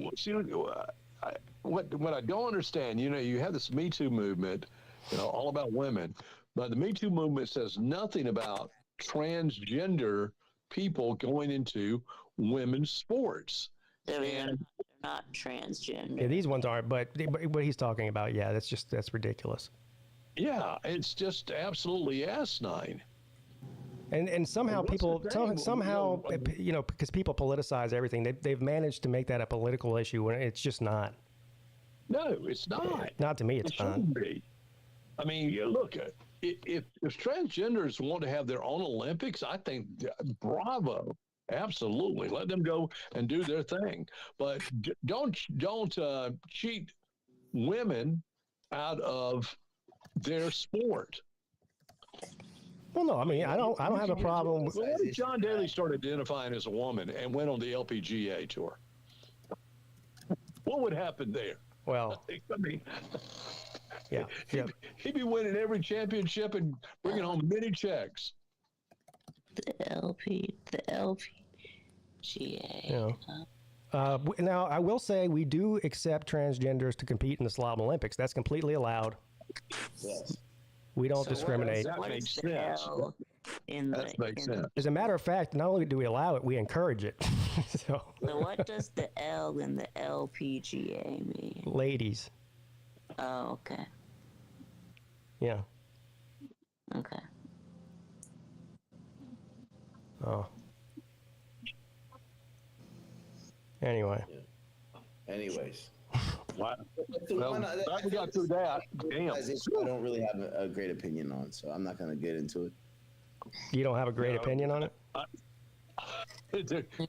Any opinion you say about this, it will probably get you in trouble. Anyway, no one's gonna get me in trouble. No one gives a fuck what I say. I'm not in America anyway. But what I'm saying is, like, it's one thing where I can see both sides of it, but I haven't done the research. I haven't spoken to doctors about it. I'm not a doctor. I don't know, man. And so if you're a man that transitions into a woman, that's my biggest thing. It doesn't matter how many hormones you take or surgeries you go through. You still have a physical advantage. Well, that's true to an extent, though. I mean, there is a threshold, right? Like, I don't know. I mean, I feel like I don't want to get into this too deep, but I feel like the swimmer at UPenn, who maybe that was probably unfair, right? I don't know if you've heard this. Men have more dense bones, larger lung capacity. Unfair. I mean, but then again, I mean, at some point, it's not unfair. What is that point? I don't know. I'm not a doctor. I'm not a physician. I don't have the answer. I see it. I can understand it from both angles. I just don't know, man. But my biggest issue with this is, though, is if like, for example, I'll give you an example. I was talking to a guy. This was a few years ago in Shanghai, and you know, of course, I'm a liberal guy from a conservative state. He's a conservative guy from Oregon, which is obviously a liberal state, right? And so we had an interesting chat, and he hosted a barbecue at his house that I was at, and we sat down and we got to talking, and I said to him, you know, hey, like, let's have a talk. This was right around the time when Trump got elected for the first time, and I was like, look, so. Think about all the things that are sort of vitiating America right now. Like, what are you can think of all the issues that, you know, we disagree on, but the things that you think that need to be fixed in America. What in America needs to be made great again? I gave him the floor to say anything. I didn't lead him anywhere. And the first thing he brought up was trans in sports. And I'm like, are you fucking kidding me? You could have said anything, man. Anything. Well, the war on drugs, the opioid crisis, the fucking death of the middle class, anything. And he was like, trannies in sports. I'm like, dude, come on, dude. Like, really? You know, that's the most important thing. You know what I mean? It's frustrating me that our political conversation circles around, or rather revolves around this kind of horseshit. I'm not saying that it's right or wrong, but like, come on, man. Like, is this really what needs to be deciding our elections? Like, what the fuck? Well, that doesn't surprise me. I don't think that's going to decide an election. No, I'll tend to agree with that, because that's not a priority of the top priority of all the things that need to be discussed and talked about. And we agree on that. And we agree on that, Scott. But the problem is, I gave this guy who's a smart guy, you know, guy has he has a master's degree from the University of Southern California, smart guy. And the first thing that he came out with, I gave him the floor to say anything. And I made it a point to be like, about anything. And the first thing out of his mouth, I was like, dude, come on, man. What? Like, well, there's actual real examples of this, not in the United States, because I think it's banned in the United States, but I think it was Australia. They have a professional MMA type of league in Australia, and they allowed a man who was a transgender woman, I guess is what you call him, compete against women. She almost killed this girl. I mean, she literally almost killed her. I mean, so. Yeah, I mean, if I'm a woman, I don't want to be fighting against somebody who used to be a man. I just don't. Yeah, I'm all for the modern woman, you know, the one with cock and balls, but I just don't think they should be competing in sports. Or if they want to transition and then still compete in their, you know, if they want to transition into a woman but still compete against men, go for it. Yeah. Yeah. Just not the other way around. Yeah. So. But, yeah. We live in a strange world these days. Yeah. So. Yeah. But like I say, again, I just don't feel like this is the most important issue that we. Oh, it's not. It's not anywhere close to the most important issue. No, it's not. Oh, so this should be right down at the damn bottom of the of important issues, to be honest. No. I feel differently when it comes to transgender people's rights in a different context. When it comes to an athletic or Olympic context, then okay, like that's a different conversation, right? Yeah. They call it identity politics. Well, Scott, look, I hate identity politics as much as you, but I feel like a lot of the anti-LGBT and anti-immigrant shit is also identity politics, just the other way around. Who's anti what? No one's anti any of that. They're just tired of being slammed down their throats and seen on their television. No pun intended, right? I mean, the opening of the Olympics is a prime example of that. Okay, it was slammed down the people's faces and eyes and everything else. Was it? That's awful suspect, Scott. Was it? Well, look. If you got children, okay, you got children at home, and you turn on the Olympics because they want to see the Olympics, and then you have this, what they call it now, dynasties, was that person that was under the plate. I guess, I have no idea. Okay. But you see all that, and even a child is sitting at that table. That scene, and then you have the runway exposition. Right. All that seemed to be woke identity politics that the Olympic Committee decided on.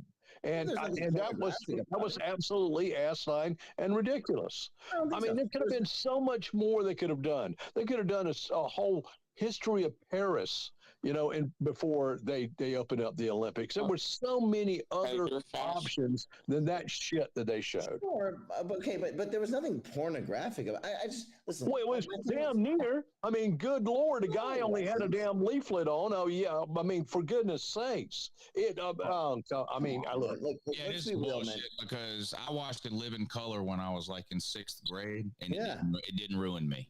So, around the world. What the hell does that mean? What the fuck does that mean? You're such a terrible parent, or that somebody is such a terrible parent that if their child accidentally sees a trans person on TV, it's going to ruin their life. Trans people, trans damn people, not one trans person. It was the whole damn bunch. I'm just saying it's not a show. It wasn't a general audience show. It was never close to being a general audience opening. How many people's lives were ruined by Mrs. Doubtfire? Zero. That has nothing to do with nothing. That's how you're making you're comparing apples and damn oranges, and you know you are. Well, some because Mrs. Doubtfire was that she played a female woman that was, and the children believed that she was a female woman. Transphobic people. That's who. No. You know what? You make that. You know what? Why don't you listen? You don't want to send you, Lou. I'm gonna send you I'm gonna send you a man bun because you're so fucking beta. You are so fucking beta. Beta? Fuck you, Scott. You old fucking. Fuck you, Lou. Hold on. I'm gonna get you. Listen, I'll get you. I'm gonna order one right now from Amazon. Go get you a little man bun. You can start wearing. Children didn't believe Mrs. Doubtfire was a woman. That was the whole point of the fucking movie. You know what? I watched Mrs. Doubtfire when I was 8. I didn't turn gay or trans. What a fucking pussy! Oh my God, my child saw a man in a dress and now his life is run.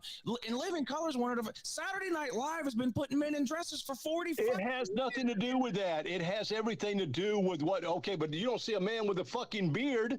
Like they showed on the Olympics. It is totally different. You know it is. You're full of shit. That's apples and fucking oranges, what you're comparing to what is going on in today's world. It is woke politics. It's woke identity politics, and it was thrown down people's throats.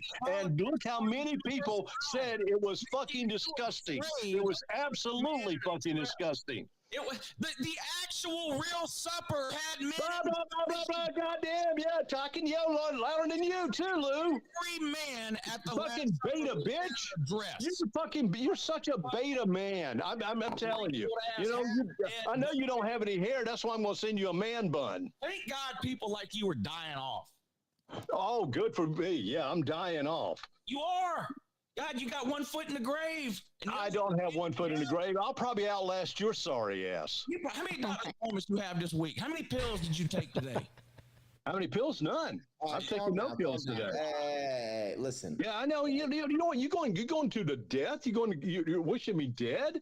Wow, Lou. Wow. You're a great. You're a great arguer, aren't you? You're great with an argument. Good Lord. You go to death. You started with the name calling. You're wrong here. Don't cry and curl up in a ball. Oh, you go cry and curl up and be a little beta bitch as you always are. Because you got to be so goddamn liberal about every fucking thing. And you got to argue about everything. You have to argue about every fucking little thing because that's Lou. He's got to argue. He's got to make his point. No, well, fuck you, Lou. I don't agree with you. Period. I don't agree with you. Fucking Wanda from In Living Color, their life will be ruined. Oh God! You know what? That's the worst damn. You're making the worst argument in the fucking world. If they saw men on film, they would die because dressed up as Mrs. Doubtfire, and now his entire life. Oh fuck you with Mrs. Doubtfire! It's the worst argument you could ever make. You know that's not the same thing. For 40 fucking years, has had me. You know what? In fact, I used to work with a little actress that was on Mrs. Doubtfire. The actual. She became a radio DJ. Everybody that attended the real Last Supper was a man wearing a dress. No shit. Also, a man wearing a dress. That was the guard back in the day. That was not a fucking drug. God damn. That is the worst kind of argument I've ever heard in my life. Medea. Did you ever watch Medea's Christmas? Oh my God. That's what you got to argue about? Wow. I watched Medea's Christmas. You made your point, Lou. Wow, you won, Lou. You won. Because they were wearing a fucking dress at the Last Supper. You won, Lou. You're the winner. You're the big winner here. Let me go get you a damn little trophy. This entire last 5 minutes. I'll go to McDonald's and get you a Happy Meal and get you a trophy for that. So, how many kids that watched the opening ceremonies of the Olympics' lives are ruined? How many? You know what? I don't know, Lou, because you know what? I don't have that. That doesn't show up in the Nielsen fucking ratings. But I bet you this will show up in the Nielsen ratings. I bet you will be the lowest rated fucking Olympics that's come out in the past several years. So you're worried bet me on that. I bet you will be the lowest rated Olympics. I don't give a fuck. You don't give a fuck. You probably didn't even get mad until the next day when the internet told you to be mad. No, I didn't watch it at all. But once I did see it, I was like, what the fuck? Something you didn't even watch. Because I was going to watch Simone. I was going to watch some of the pool. But no, I don't give a shit about watching any of it. It has nothing to do with the athletes, okay? Has zero to do with the athletes. Has everything to do with the Olympic Committee and their woke fucking politics. And if you don't see that as woke identity politics, what happened in the opening, then you need to fucking open your eyes, Lou. You're not going to support American athletes because some French director. I didn't say. What did I just say? I said it had nothing to do with the athletes. That's what you said. Okay. I'm just saying that I'm not going to watch it. The Olympic Committee had a man in a dress. You know what? You wore the Pope's outfit. That looked like a dress to me. I think you would probably dress as a woman quicker than anybody I would know. Scott, you know? I'm not afraid of men in dresses, Scott. Well, you know what? I'm not either, motherfucker. I'm not. But I'm telling you, it's so fucking woke politics. What the Olympic Committee did is it's just pure identity politics. Something you believe in, you know? Identity politics. Listen, do me a favor. Vote for that African American woman, Kamala Harris, who's not African American. She's half Jamaican and half Indian. That is identity politics. Someone told you to get mad. You got mad. No one told me this. I saw it for myself, Lou, and I made up my own goddamn mind. I can do that. I've learned to do that. Make up my own decision about things. Now I have to listen to your shit and your bullshit about everything. You know what? I hear you. I hear you all the time. You got to bring up politics about everything in your left-wing liberal fucking view. And you know what? I don't like it. So fuck you. I don't care if you like it or not. My show is... Okay, I don't care if you like what I say or not either. I don't give a shit. I don't give two shits about it. But you wish me dead? You got to go to the death? You're the lowest of the low to do something like that. But you know what? That's you, Lou. That's you. You are the lowest of the fucking low. You know what? He wishes my type of people would die off after. Well, let me get you that man bun. I will go ahead and order that for you, okay, Lou? You beta bitch. Little beta bitch. I'm going to argue and I'm going to argue about nothing. Let me argue about nothing with somebody. Yeah, we can't hear anybody but Scott, man. This is ridiculous. Fuck your feelings. He's making a good point. Fuck your feelings. Fuck you and your fucking feelings, Lou. You think everything is. You think the fucking world. Shut the fuck up, man. Scott, we can't fucking hear anybody else. We can't hear anybody else. I'll tell you what kids' lives were ruined by the fucking Olympic ceremony. The kids of evangelical dipshit Christians will never. Oh, fuck you too, Belushi. I don't want to hear you. You just said it earlier. You're not an American anymore. Fuck you and your opinion too. Okay, so fuck you too. Shut the fuck up, dude. I am a goddamn. You shut the fuck up. You know what? That doesn't stopping me from talking when you say shut the fuck up. My vote means more than yours, so suck on that cock. Anyway, your vote means more than yours. What does that mean? You voted South Carolina or Georgia. Nobody gives a shit. I vote in a more important state than that. Not Georgia, I guess, but you vote in Georgia. I have no idea what you're talking about. Pete, you know what I'm going to get out of here. Before I have an aneurysm, and hold on. Sorry again that it escalated to this, but Lou wants to jump in and give his opinion about every fucking thing, like he's right about everything. And Lou, you're not. Man Bun will be coming soon for you, Lou. And give your opinion. It might hurt Scott's feelings. No, I want to tell Scott that I do love him and I think he's great. No, I want to tell Scott that I do love him. I think he's great, and I appreciated the conversation we had before we got on this topic. But right now, during his diatribe, we couldn't hear anything Lou or myself was going to say. So, Lou, you know what? You're right. And so please talk. Yeah, why is Scott always beefing with everyone? Yeah, I don't know. I want to hear what he's going to say. And he wanted to clap when it got returned. So, he can melt into a little puddle in his fucking old folks' home corner and melt away like a snowflake. Yes, fuck him and fuck his feelings. I don't give a shit. Fuck him. So Lou, here's what I think, man. You asked a question a minute ago, and I think I have the answer to it. And he cut me off when I was answering it. So you said, what children's lives are ruined from watching the Olympics opening ceremony? The answer is the children of evangelical Christians in America will never allow them to watch TV or play sports again because of that. That's it. That's the only answer. Well, I don't want to get into that, but I mean, it's just ridiculous. He admitted he didn't even watch it. Like, I don't think it ruined anybody's lives. I think there's a lot of people who are upset about the mockery of Christianity, because if you mocked the Muslim or religion or Jewish religion or any other religion, that group of people would be upset about it too. Of course, I'm not a Christian at all, so I don't really give a shit. But mocking religion doesn't offend me. Well, because you're not a Christian. I'm talking about the people who are. Well, too bad. Get over it. Yeah, I didn't even make the connection. But you got to understand that the Christians are a class of people. It's almost like, I mean, what if they mocked black people? Would that be okay? No, because their religion is not the same thing. It wasn't even your religion. They weren't even mocking the Last Supper. So right.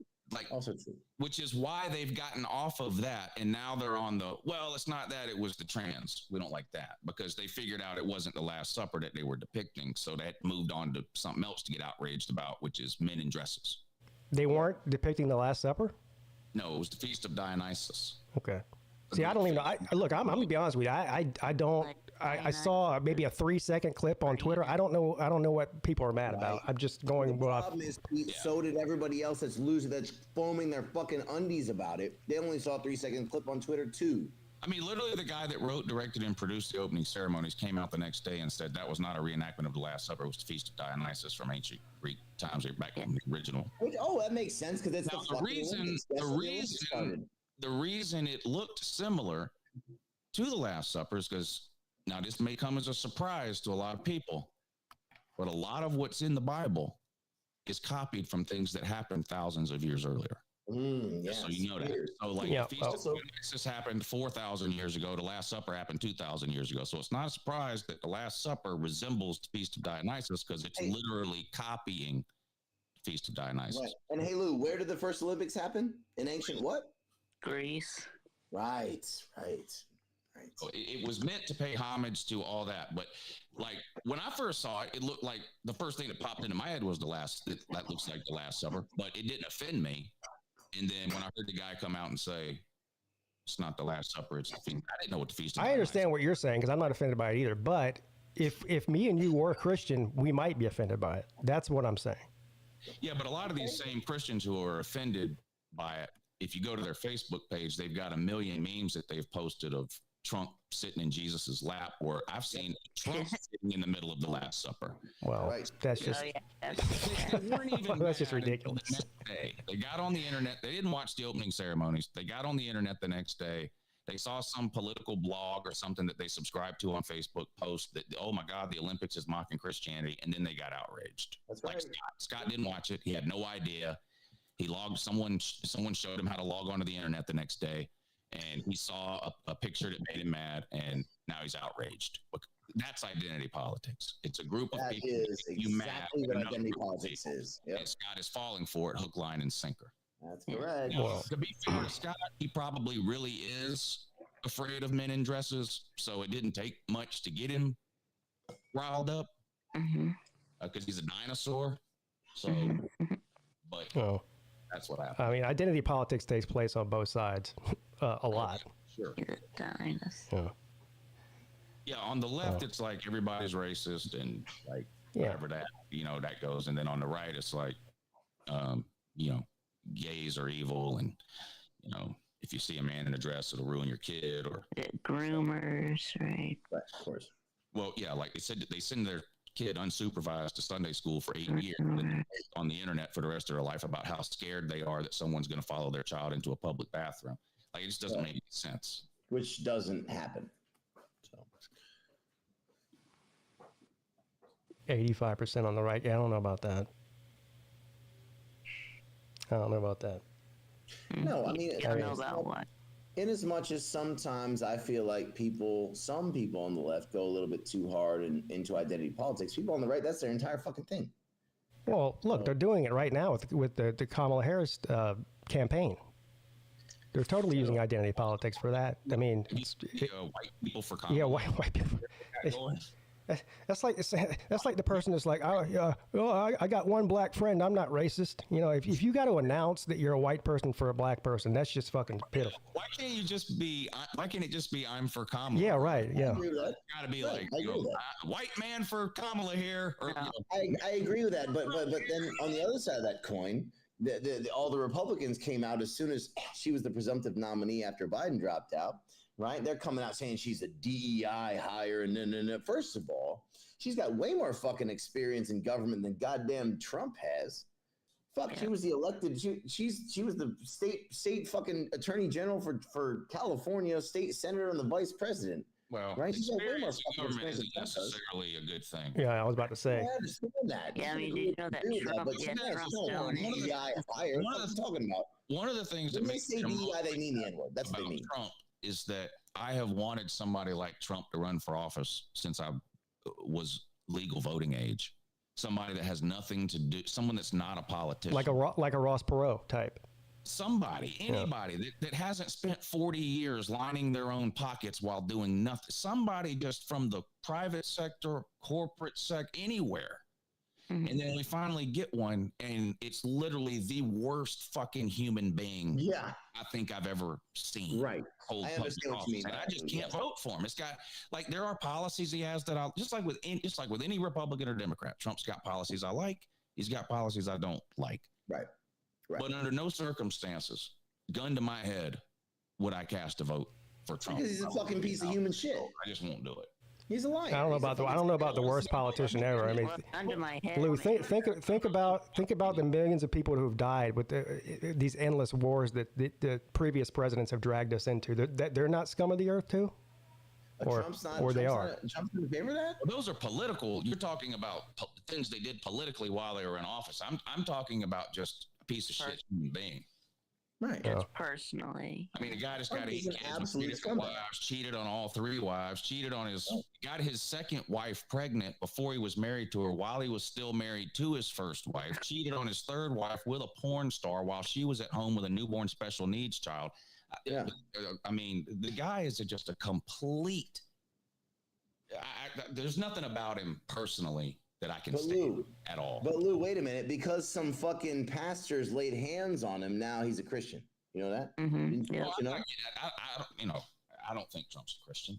Of course he's fucking not. People don't think he is either. I mean, look, he's a politician, so he plays to that side. I understand that politically. I get it. I understand that, but not for 1 second do I think Trump is some kind of example of what a Christian should be. But like, It's a moral paradigm. I don't blame him for pandering to that side, because that side wants to vote Republican. They just need any reason, you know. So I don't blame him. I don't need a reason not to like Kamala Harris other than the fact that she keeps people on death row when she knows they're innocent, just so she doesn't have to overturn her own conviction. Yeah. So that's the problem. That's what you need, somebody who's not a politician, that you can't track all this shit down. But there's just no way I can vote for Trump. I mean, is The Rock going to run or what? He keeps talking about it. Yeah. Shit, he might win if he ran. I don't know anything about The Rock, but he seems like a decent human being. Yeah, he does. Yeah, I don't know anything about him either. We can't have a guy called The Rock be. Well, you can call him Dwayne if it makes Dwayne Johnson. Yeah. Oh, clearly that's what we would be calling him if he were. Well, I mean, yeah, I've never heard anything bad about him. I mean, I've really only heard good things about him. So, Lou, let me ask you this. The minute The Rock announces a political candidacy, I can guarantee you one thing: you'll hear a bunch of bad stories about him. Yeah, that's true. Let me ask you this. I don't know if you like this guy or not. You and I have never talked about this. What if it was Jon Stewart? Jon Stewart? No. What? Why not? No, forget why not. Why? I'd vote for Bill Maher before I'd vote for Jon Stewart. Oh, he's an asshole. But yeah, I'd vote for Bill Maher. I'd vote for anybody before Trump, of course. Bill Maher's more centric than Jon Stewart is. Yeah. Like Bill Maher will call out a lot of the bullshit that Peete calls out, like because some of the shit the left does is just like, look, I don't know many people, getting back to the like trans and sports thing.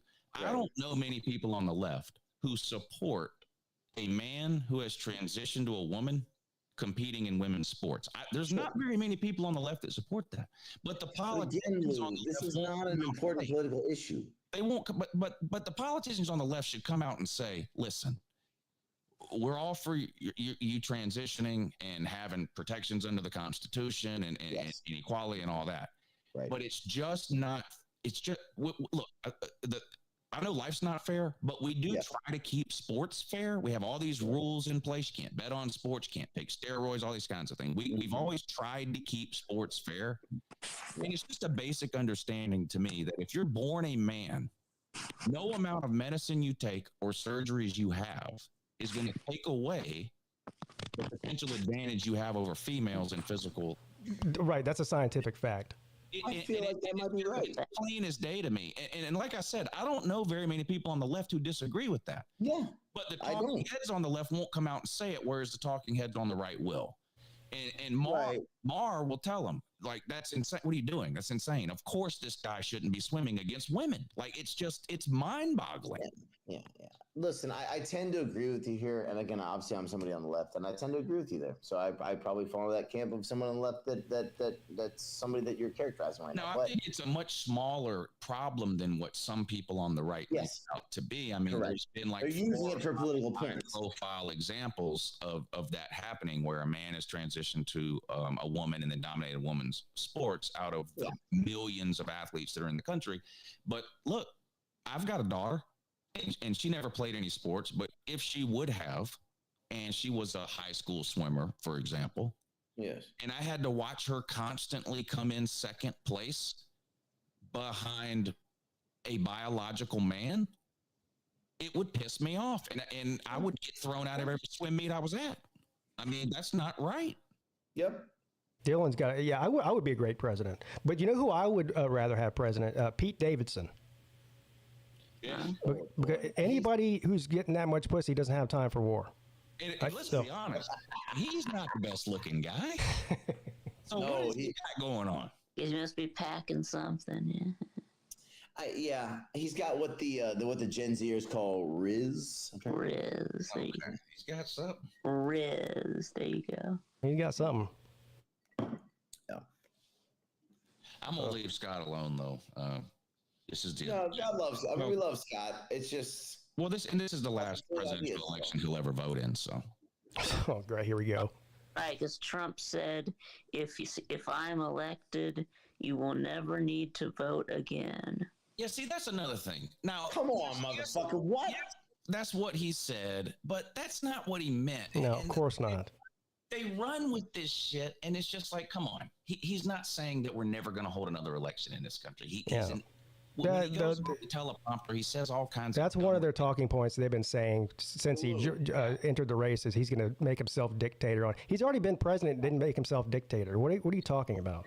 He did say that. He did say that at this rally. He was like, if y'all vote for me, all you got to do is vote for me one more time, then you'll never have to vote again. He did say that, and it sounds bad when you just hear that. But when you realize that he was off teleprompter and he's just freestyling and he's an idiot that will literally say anything that pops into his head, he doesn't mean that when he gets elected, he's going to do away with elections and remain president for the rest of his life. Now, Lou, let me ask you a question. The first point, what does he mean? Oh, yeah, right. The first point is, yes, he is an idiot. That's an idiotic thing to say. It's a politically fucking horrible. What a stupid thing to say. Second thing, though, is what does he really mean by that, then?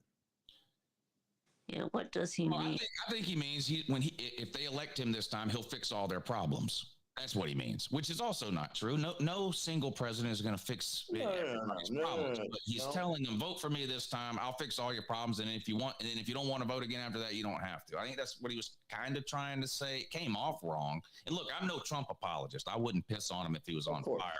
Of course. But the Democrats, they're doing it now with the J.D. Vance's weird thing. Can you come up with something else? Everywhere I go now, it's like J.D. Vance is weird. He is weird. Example of, yes, he is weird.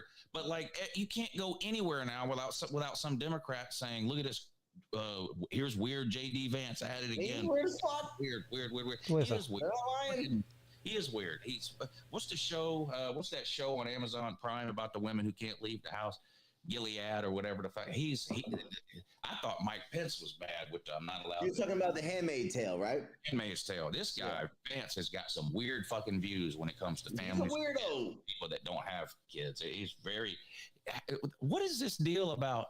You should get as many votes as kids that you have. Hey Lou, you know who I really like is Pete Buttigieg. Pete Buttigieg goes on Fox News a lot. What he said was look, man, because J.D. Vance said countries now, they want a bunch of cat ladies want to run it. First of all, a lot of women are going to be pretty fucking pissed off by you saying that. And you want to retract on it, but it's going to be hard to shove that right back in your asshole from where it came out of. But the other thing about it is he mentioned Pete Buttigieg as a cat lady. First of all, Pete Buttigieg. That's just funny. Right? Well, no, Pete Buttigieg, he's gay. No, let me finish what I'm saying. Pete Buttigieg, yeah, he's gay. He's also got 2-3-year-old kids. He and his husband adopted kids. So what J.D. Vance is implying there is that if you're gay and you have kids, then that doesn't count, right? Also, secondly, Pete Buttigieg came on Fox News and he said, hey, guess what? Because J.D. Vance's whole thing was that if you don't have children, then you're not really vested in the future of the country. Right. And people just says, hey, motherfucker, when I was getting rockets fired at me in Afghanistan because he served in the military. Now, I disagree with the Afghanistan war, but let's put that aside for a second. When Pete Buttigieg was getting rockets fired on him in a foxhole in Afghanistan, he said, I felt pretty motherfucking vested. And it's hard for me to argue with that. I think Pete Buttigieg makes a pretty good goddamn point there. Trumpers should look at what J.D. Vance says about kids and people that don't have them the same way leftists should look at the trans and sports argument. It should be like, look, I support Trump and Vance is all right, but he's out of his fucking mind with this kids thing that he's doing. It's crazy. He is. It's crazy. You want to know who I like that didn't have any kids? George Washington. No shit, George Washington, man. If Thank you, Grandma. George Washington never would have been anywhere near the White House. Childless cat lady George Washington, right? George Washington and TK. Yeah. Dang. J.D. Vance is a fucking retard. And then he said, and then he goes, if you've got 9 kids, if you're a married couple with 9 kids, you should get 11 votes. Fuck you. In the federal election. Dipshit. But the kids can't vote. The parents, the dad is what he means. So basically, if you're married and you've got, let's say, 4 kids, that's a family of 6. The dad should get 6 votes. Here's my question for J.D. Vance. If there's let's say, I don't know, a black family that has 5 kids on, and they might be on hard times and on welfare, given the history of the United States, should they get 7 votes? You know who hates J.D. Vance? Where's Huffer Billy Paul at? Yeah, he can't stand him. My God, he hates. It's unbelievable how much he hates J.D. Vance. I'm not a big fan of him either, actually. I think Trump made a big mistake by picking him. Yeah. I do. Dude, Lou, Do you feel like Trump's going to debate Kamala? Because I really want to see the two of them on stage together. It'll be a disaster just like the last one. I wouldn't if I was Trump. Like, politically, I don't think he has anything to gain from it. And I don't think he'll really lose any support by not doing it. So from a strategic, not that I think Kamala would bury him or one way or the other. Trump's got the one debate that he did, and he destroyed the Democrat. And even though they've replaced that candidate, that image is still in enough people's minds. I heard a funny joke the other day. It doesn't matter if you're left or right. This is funny. They said Trump destroyed Biden so bad in the debate that Biden lost his house and his job in the same day. Yeah. I would like to see the debate, and I would like for it to go maybe back to the way it was before without so many strict rules, because it was just boring this last time. But I don't think, though. I think debates are a total waste of time. That whole format is just not reality. Right. You know, I'm gonna ask you a question. You got 60 seconds or 90 seconds or whatever it is to answer it. I mean, just let them have a discussion, a long form discussion. Yeah. But that's never going to happen. Right. So. Oh, we got Nate wants to come in. Yeah, Nate always wants to come in. I know. Newt the group. Yeah. Anyway. We got 30 minutes till baseball starts. Baseball. Yeah. Yeah, man, that game last night pissed me off. I thought for sure when it went to extra innings, you would get there with the over. Yeah. That was brutal. We got 10 minutes. I'm sorry, 10 minutes. I got to go. Baseball starts in 10 minutes. I'll talk to y'all later. All right. Evolution, last night it was the Padres and, who are they playing? Damn, I forgot now. Anyway, I had the over 11.5, right? And it was 5-3 in the bottom of the ninth inning, right? So only 8 runs. The Padres hit 2 solo home runs to tie the game up and make it to 10 points and go to extra innings. Right. Mm-hmm. Then they ended up winning in the bottom of the 10th with a. Now get this. This is the other. This is the reason I hate baseball. The bases were loaded, so I didn't care who won. I just need to go. I needed 2 runs, right? Not just 1. I needed 2. Yeah. The bases are loaded. The batter hits a double, but they only count 1 of the runs because it's extra innings and the first run wins, so they don't count the second run. Yeah, right. Of course, yeah. I was like, and they put the ghost runner on second now, don't they? Yeah, I think so. I guess that doesn't make a difference. Yeah, the Dodgers is who they're playing. That's right. Yeah. I guess that doesn't make a difference. Only needed 1 run to win, so. Well, yeah, because that's the way it works in extra innings, right? Right. But it's bullshit. I wanted them to count that second run. Right. No, if he had hit it over the fence, if he had hit it over the fence, it would have counted. Right? And it would have. If he'd have hit a home run, it would have been 4 runs. Which all count. Padres got the ball at the top of the extra inning, then the second run would have counted, but since it was the bottom, they only needed 1 to win, so they only counted. You know what? All I got to say to you is this is what you get for being a degenerate gambler betting on baseball. Yeah, I know. I was on a roll too. I probably shouldn't have bet that last bet, but I was on a roll. Yeah. I think I was like 5-0. No, 5-1. Going into that game yesterday. You let it ride. Yep. In the ass. I would have rather them just lost in the 9th inning than drag it out. You know.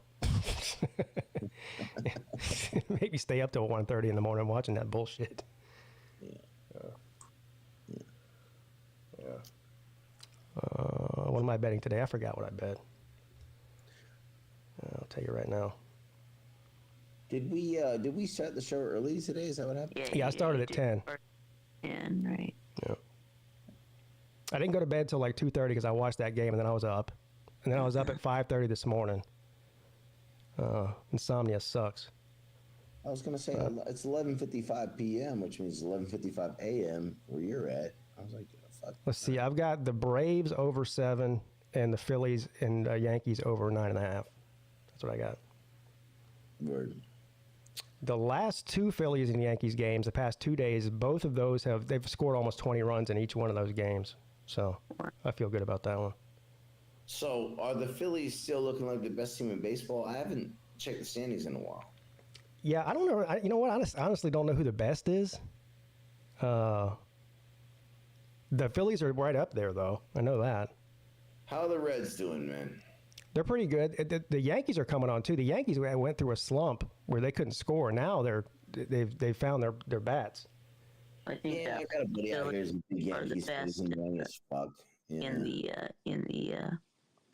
in the National League. But I got two buddies out here who are Yankees fans. They're both fucking annoying. So are you gonna bet baseball in the baseball playoffs? I guess. What do you think? I'm betting in July. Yeah. Of course I am. Asking if you were. Of course. What kind of question is that? No, he's gonna stop immediately. Yeah, I'm gonna stop when the fun games happen. Yeah. No. You gonna do any? I was just making sure if you were gonna do it. That's all. Well, I don't know. We'll see how I'm doing. I don't have a lot of money or anything. Are you gonna do any bets on any Olympic sports or? The hell? I've thought about it, but I just haven't done it. If I were, it would probably be like the men's basketball team. I'm not betting on fucking ping pong and shit like that. I'm not crazy. You're not betting on water polo. No, I'm not betting on water polo. Is there do you think Colby would bet on water polo? He definitely would. Yeah. He would bet on soccer than water polo. No. The soccer in the Olympics is all under 23s. It's not actual shit. Okay. Yeah, no. The Olympic soccer is nobody takes it seriously. No. Well. Yeah, but he will. Colby will. Basketball's better bet. Yeah. Although, did you watch that fucking Japan-France basketball game yesterday? No. Oh, the Japan. Holy shit, dude. Yeah, I actually saw something about that. Japan outplayed France the entire game, and then they called two flagrants on Rei Hachimura, right? The guy that plays for the Lakers, right? Mm-hmm. The guy I'm talking about, right? Mm-hmm. Which are bullshit. Neither one would have been flagrants in the NBA. Bullshit. It's bullshit. They tossed him out, and then Japan was up by 4 with 5 seconds left, and France shot a 3. They called a foul on the shot, which was a total phantom foul. He buried it, so it was an and one.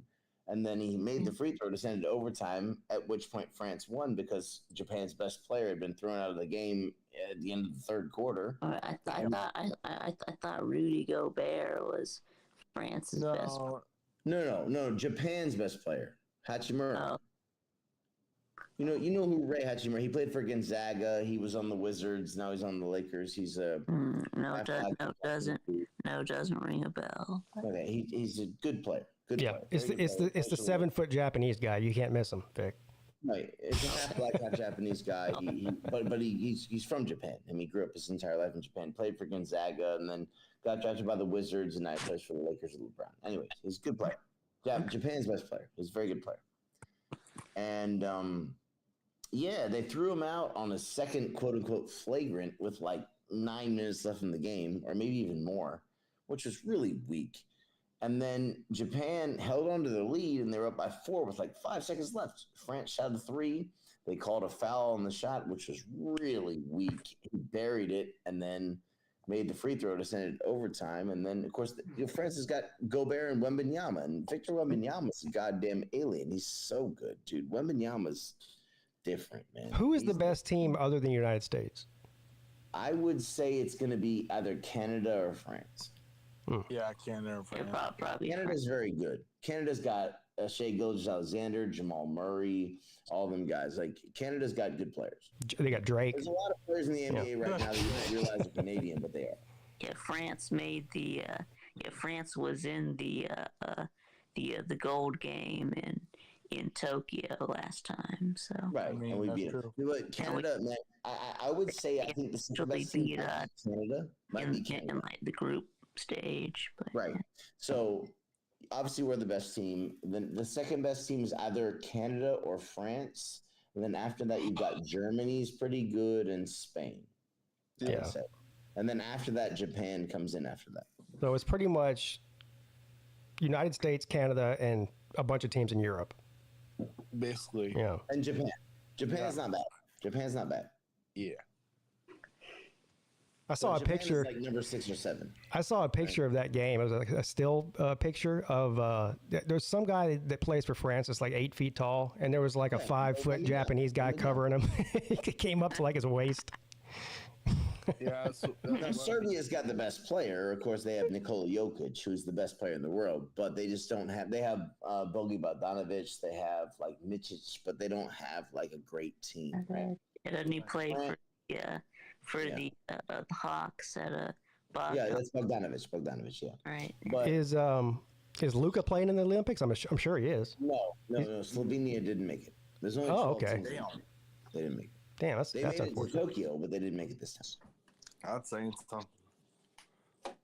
Yeah, but look. I mean, it's a situation where I really feel like Japan should have won that game. They outplayed France. They're clearly the inferior team. They have a couple good players. They have a couple NBA players, right? But they outplayed France. But there was a little bit of home cooking going on there. And dude, Wembanyama is that dude. Dude, Pete, you know who Victor Wembanyama is, right? Yeah, I do. Yeah, he's a goddamn dude. He's 20 years old right now, but by the time he's 22, by the time he's 25, he's gonna be the best player in the NBA. It's not gonna be close. I mean, the motherfucker's 7'4", but does crossover through the legs, back step for 3, but he can dunk over 3 dudes at once. He's unbelievable. He's like 7'4". 7'4". He's 7'4", but he's limit. He's not Sean Bradley 7'4", and he's not. Again, Yao Ming was a great player, but he's not Yao Ming 7'4". This motherfucker's limber as Allen Iverson, but is as tall as Yao Ming. I mean, it's crazy. Yeah, that's tall. I mean, he doesn't have to dunk if he wants to. That's taller than Nate. So Momo wants to know who's who's the other star that plays for France? Rudy Gobert. Okay. Gobert, yeah. Rudy Gobert, yeah. Who's also 7'2" and is the 4-time NBA Defensive Player of the Year. So, yeah, kind of good. Yeah. 7'1". Rudy's 7'1". Victor is 7'4", 7'5". But Rudy is a statue, right? Rudy needs to put stuff in the paint. He can't shoot for shit. But Victor, this motherfucker is 7'. What do you think about this? I think if it comes down to the United States and France in the finals, France should just let us win since we helped them out in World War II. I mean, we win. Since they gave us the Statue of Liberty and shit, yeah. No, we win. We win because we're better than them. But at the same time, that they got some talent. Don't get me wrong. They got some talent. If you put together an all-Europe team versus an all-US team, that would be rough. Yeah. We could lose that. Yeah. Mm-hmm. We might not. I think we probably should win. We'd be favored by like 2 or 3 points. But if you put U.S. versus each individual country in Europe, yeah, we're going to win the gold. Fuck you, of course. That's what we do in golf. The Ryder Cup. Right. If we had the Ryder Cup of basketball, it would be tough. It'd be tough. I mean, in the Ryder Cup, it's America versus all of Europe. So Momo says France is mad that Joel picked USA. Joel Embiid is from Cameroon. He would never pick France. What the fuck are you talking about? Yeah, you would know. Yeah, I guess in Cameroon, I guess they don't even have a Olympic basketball team. Right. So he picked the USA team. Joel Embiid has never lived in France in his life. What are you talking about? When's the next United States game? Do you know? Tonight. It is? Today. It's my time, 3 a.m., which it's 3 hours from now. We're playing South Sudan. Oh, really? It's already midnight here. Uh-oh. Is that right? Yeah, it's 12 o'clock in the afternoon here. Yeah. The rematch with South Sudan. Let me I think see. It's 3 p.m. for you guys, 3 a.m. for me, so I'm not going to fucking watch it. But we do play Puerto Rico, who has their own team, in a few days. I will watch that. Let me see here. By the way, Puerto Rico has... Hey, Pete, you don't really watch Clemson basketball like that, do you? I don't watch every game or anything, no. Do you remember a kid who played for Georgia Tech called Jose Alvarado, a point guard? So No. Georgia Tech had a kid called Jose Alvarado. He was their point guard. Really, really sort of heady, sort of tough player. Puerto Rican guy, right? And so he plays for Puerto Rico now. He plays on the New Orleans Pelicans, right? He's been in the NBA a couple of years. And his sort of calling card is that in the backcourt, he'll come up behind you and swipe the ball from you, right? He's a very crafty defender. He's only like 6 foot tall, right? Which, of course, in the NBA is short, right? Yeah, swiper, I think. You know the guy I'm talking about, Vic, right? Yeah. Yeah, he plays for the Pelicans. And he does a lot of – he's very crafty with his defense and gets a lot of steals. And so they call him, which is one of maybe my favorite nickname in basketball. His name is Jose Alvarado, so they call him Grand Theft Alvarado, which I think is awesome. And so he's the leader of the Puerto Rican team. Now we're gonna fucking bash Puerto Rico, obviously. All right, let me ask you this. So United States versus South Sudan at 3 p.m. Eastern time. USA is favored by 28.5 points. Sure. Damn. Sure. So.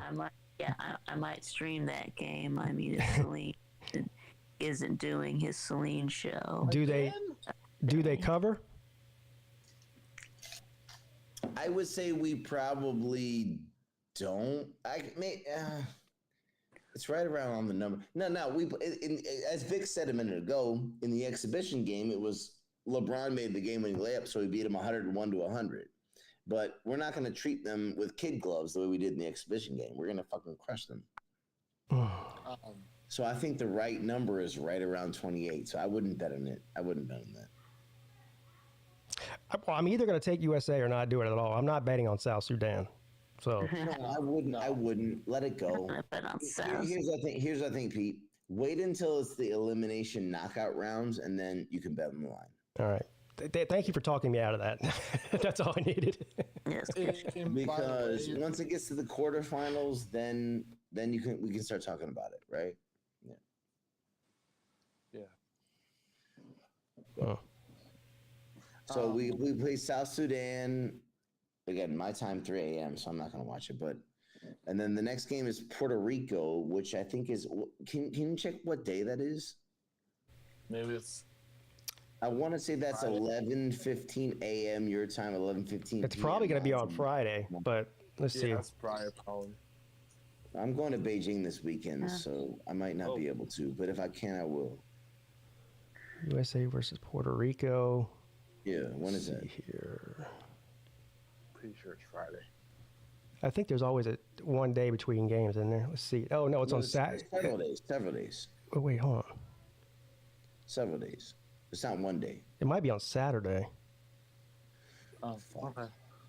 If it's on Saturday, I'll be on a train to Beijing. I can't watch that shit. Let's see. Damn. Oh, I just pulled it up. It's giving me the last. No, I don't know. This is the wrong website.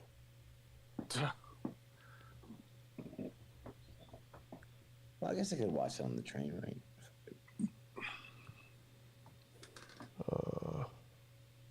I don't know. I can't find it. Well, let me find it. Hold on. I got the shit. It's going to be either Friday or Saturday. USA men's basketball. Hey, yo, Pete, when you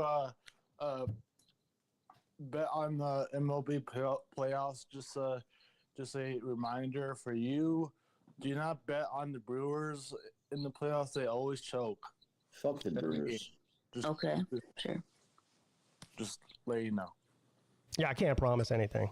Noted. All right, so you're right. It's Saturday, August 3rd at 11:15 p.m. Now, I don't know. Does that mean it's my time? Yeah, it is my time. So it's 11:15 a.m. for you, 11:15 p.m. for me on Saturday, which means I'm going to be on the fucking train to Beijing. Yep, you're going to be on the train. But I can watch it. I mean, the signal might be spotty, but I can watch it. Is Puerto Rico any good? Like again, compared to the U.S. team, No. What do you think? Fuck out of here. They have Grand Theft Alvarado, yeah, but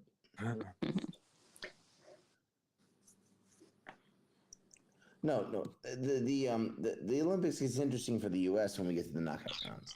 We have to face Canada and France and Spain and Germany and teams like that. Yeah, I'll watch the basketball. That's one of the ones I'll watch. Yeah, well, now we're playing Puerto Rico and South Sudan. Like, come on. Yeah, I don't know. I might watch some of the South Sudan game today. We'll see. Did you watch the USA Serbia game, Pete? No, I didn't. Kevin Durant was 8 for 8, 5 for 5 from 3 in the first half for 21 points. He was pumping their ass, dude. Kevin Durant went like full on like 22-year-old Kevin Durant mode. He was pissing on them, dude. How's LeBron playing? Or how did he play? LeBron played well in the second half, but in the first half, it was a Kevin Durant show. I mean, he just. And what about Steph Curry? Right, Curry didn't do a whole lot. It was, like I say, the first half was the KD show. It was the KD show. I mean, he was just bullying their ass. Because it's my opinion that, we talked about. I had the argument with Slim or whoever, or maybe you, Pete, or whoever it was about whether who's the GOAT, whether it's LeBron or MJ or whatever. But it's MJ. Yeah. I mean, I think it's LeBron, and that's fine, and we can disagree on that. They're valid arguments. Yeah, we've been down this road 100 times. We're just going to have to agree to disagree on that. But and we're going to do that. We're going to do that. But I think maybe the most offensively unguardable player is Kevin Durant, right? Not a great defender, pretty good, but not a great defender. But Kevin Durant, I mean, when he's on his shit, is unguardable, and he showed Serbia that. He showed them all of that. He got deep in his bag of tricks. It was embarrassing for them. Yeah. What is Momo talking about? The Tatum thing. Jason Tatum got 0 minutes in that game. Oh yeah, I read about that. Yeah. Yeah, and the thing is, of course, he just signed a $318 million deal with the Celtics, but that's because he just won the NBA championship.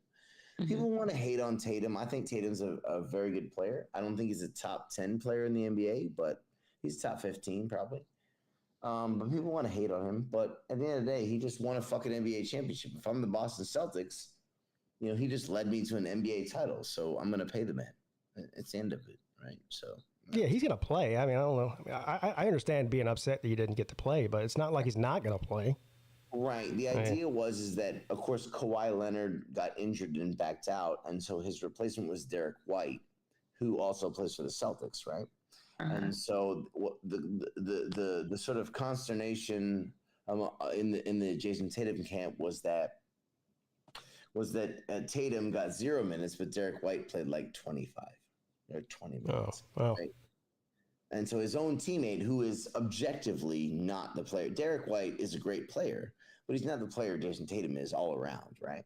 But White played 20 minutes, Tatum played 0. And so a lot of people are sort of reading into that. Does that make sense? Yeah, maybe they didn't play him because they didn't feel like they needed him. Keep him fresh for South Sudan. Because they were winning by fucking 2. Yeah, right. Exactly. But there are a lot of people who are Tatum haters who wanted to make it more than it is. That's the guy I quoted after he won the championship, or he quoted me rather.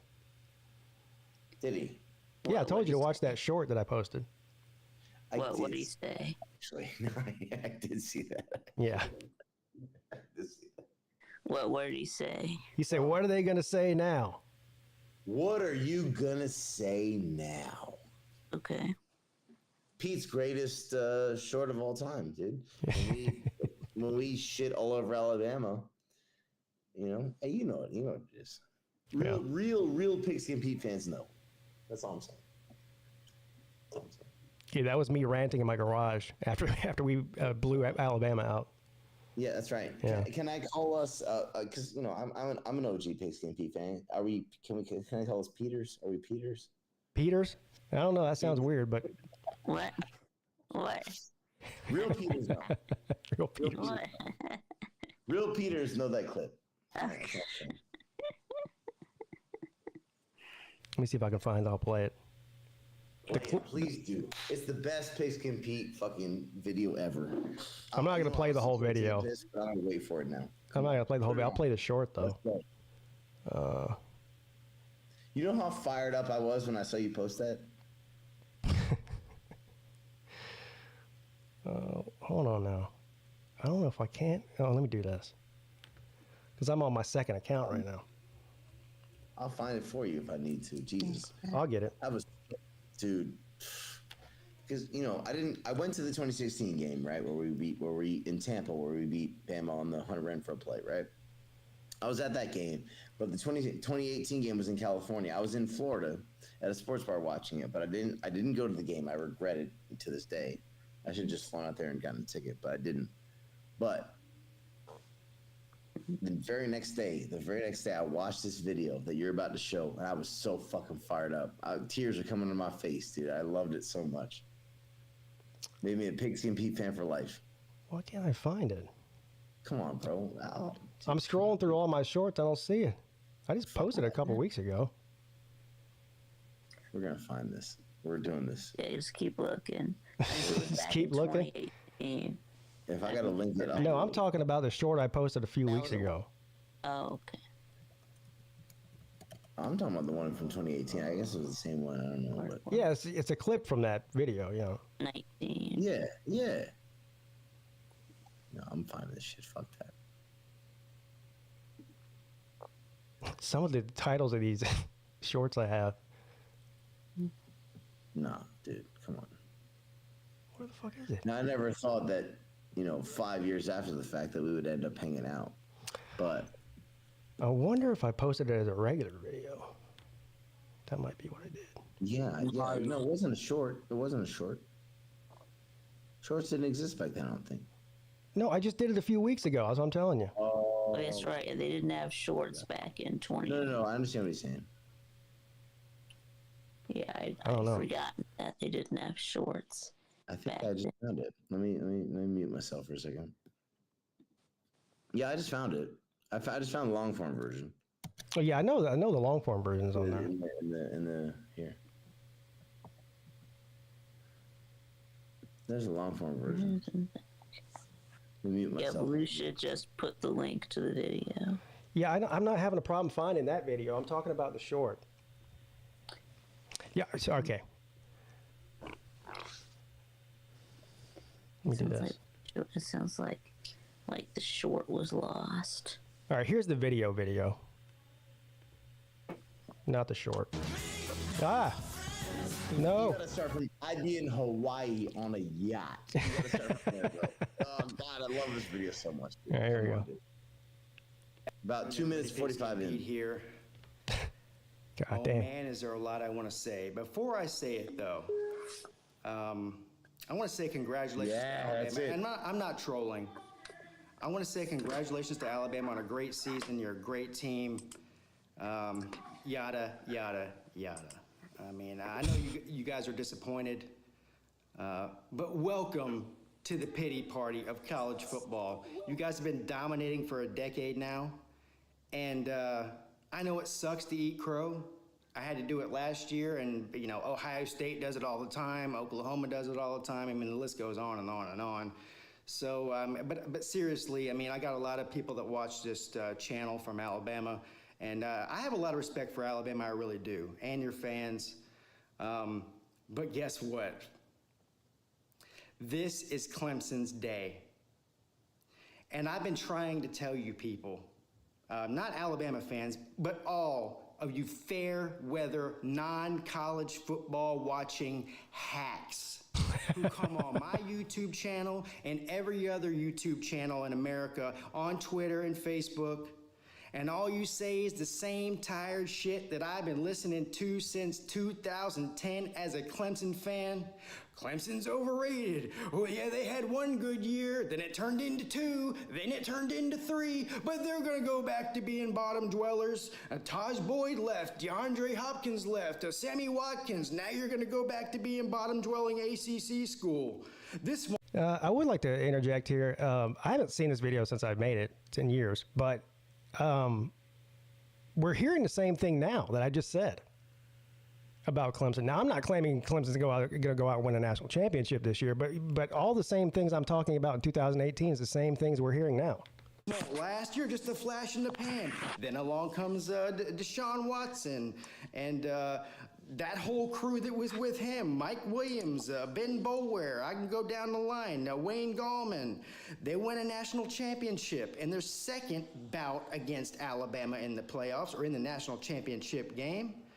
Then the same thing. They all go to the NFL. Oh, you ain't got Deshaun Watson now. You guys really think it took the best player in the Clemson history to beat Alabama? You really think you got a shot to do that again? You guys are just going to fall off and go away. The ACC sucks. Along comes last year, a rebuild year for the dynasty that is Clemson. That's right, I just said it. Quote me on it. Go ahead and comment down below about, oh, this guy thinks they have a dynasty going on down there in Clemson. This guy is delusional. If I had $1 for every time I've been called delusional as a Clemson fan, I wouldn't be on YouTube right now. I'd be in Hawaii on a yacht. You guys have to understand for a second. All Clemson fans understand this. No matter what we do, no matter what we achieve, no matter how many games we win, no matter who we beat, on what stage, on what day, in what year, you're always not good enough. You're always overrated. You're always trash, as you millennial pussies put it, because you play in the ACC. The ACC sucks. They should just give up football and just stick to basketball. Well, I was fired up. I'm here to tell you right now. History has been made on January 7th, 2019. And it's not just the fact that we won a national title. It's not just the fact that we dominated in the game.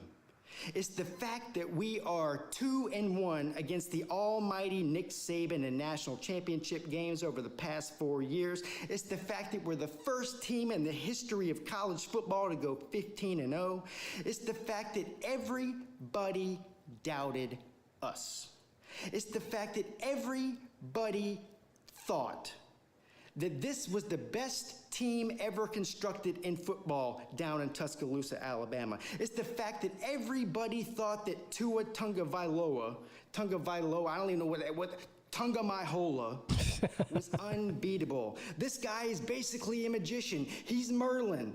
He's Tom Brady, Aaron Rodgers, Drew Brees, all wrapped into one. You think that Trevor Lawrence, this sunshine, long-haired surfer kid, has what it takes to go toe-to-toe with the almighty Alabama? And I've been trying to tell you, and I'm here to tell you again, yes, he does. I said that this was the best Clemson team in my lifetime. I'm 38 years old. Young Pete. But still, that wasn't good enough. I was called delusional. I was called delusional for saying that this team stacked up man to man, top to bottom, from quarterback to cornerback to safety to running back to tight end to the coach, toe to toe with Nick Saban in Alabama, and I was called delusional. I am delusional. What you got to say now? What are you going to say now after this performance tonight, after we dominated? We are the new boys on the block. Nick Saban has only a few years left. I was right about that. He only had a few years left. This guy's a spring chicken. You better get used to it. And now that I've beat my chest and proved my point about Clemson football, I want to stick up for the rest of the country. The rest of the country that's been suffering at the hands of these SEC homers and the Alabama delusional fans for the past decade, thinking that nobody can compete with them. If you're an Ohio State fan, I feel your pain. If you're an Oklahoma fan, I feel your pain. If you're a Notre Dame fan, I feel your pain. What did everybody say? during the playoffs. Oh, these playoffs are terrible. These are bad matchups. Clemson just blew through Notre Dame. Notre Dame's overrated. Well, guess what? We blew through Alabama, too. What you got to say about that? Maybe Notre Dame ain't that bad after all. As a matter of fact, Notre Dame put up a bigger fight against us than Alabama did, didn't they? God damn. That's casket. Casket! Now, this will not last forever. Nothing lasts forever. But this is just the beginning of a great thing. No, I take that back. The beginning of a great thing started back in 2009. And there's only a very small select group of people that have really been paying attention to college football who understand this. But maybe now the rest of you nitwits get it. I was mad. This team ain't going nowhere because I can already see the typing in the comment section. Now you're going to lose your defensive line to the NFL. What are you going to do next year? Your defense is going to be terrible. The same old story. You don't get it. We're not going anywhere. Get used to it. And I really, from the bottom of my heart, I want to thank all of these Clemson players, all the way back from All right, now I'm thanking Clemson players. Yeah, wow. I was fired up in that one. Dude, I love that so much. Dude, man, that video made me a fan of you, man. I was in my backyard the day after that game with my hands up like I was in fucking blackjack. I was like, whoa, preach, Pete. Dude, I was clearly emotional in that one. I was right. It was an emotional time for us. You know what I mean? I was so fired up right with you, man. It was emotional. I hadn't been on the team. I hadn't been on the stream yet. We didn't know each other. We had never talked yet. And I'm sitting there listening to you with my hands up, like, oh yes. You know what I mean? I felt so good, and I love you for that, dude. Let's fucking go. Yeah, this is before I had gray, 70% gray hair in my beard. That's what Clemson's done to me over the last 3 seasons. Gave me gray hair. All right. We'll get there. That's good. But you right there, you were that was the most on point shit. Man, that was. Let me see. I'm trying to find. I know Nature Boy said he found that short. I don't know why I can't find it. He put a link to it. Oh, he put a link to it where? He put a link to it in that video. No, that video right in that particular point in time made me so fucking happy, man. I was like, fucking so fired up watching that shit. What are you so fired up? Okay, here it is. Hold on. Aha, here we go. What? Let me put it on the screen. What you got to say now? What are you gonna say now?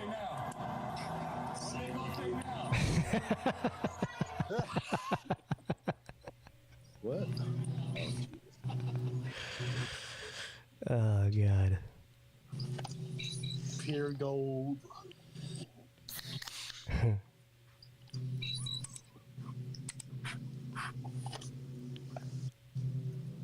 What you gonna say now? Yep. What you gonna say now? What are you gonna say now? I'm right. I was right about a lot, actually, going back 5 years or 6 years now. Man, listen. I don't think I've ever been as fired up as I remember. I was at my dad's house in Florida. I was in the backyard after we watched that game. Went back, and I just, I had to close the door because he didn't want to hear my bullshit. And I am yelling and screaming. I'm just like, you goddamn fucking right, Pete. Dude, I was so fired up, dude. Now, that still didn't compare to the 16 title. Because that was the first one. Well, actually, it was the second one of my lifetime. I was only 1 year old when the first one happened, so I obviously don't remember that. Yeah, but, yes, that's the way that I felt. Same way that I felt after winning, after Georgia won their net in 21. Right. Now, I was at the one in 2016 in Tampa, which, of course, that one was more cathartic.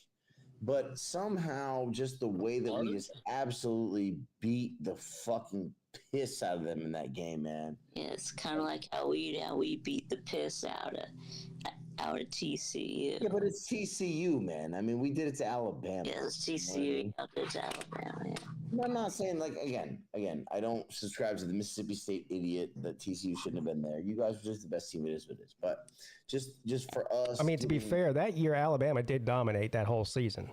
Yeah. I mean, no. there wasn't anybody giving us a shot in that game.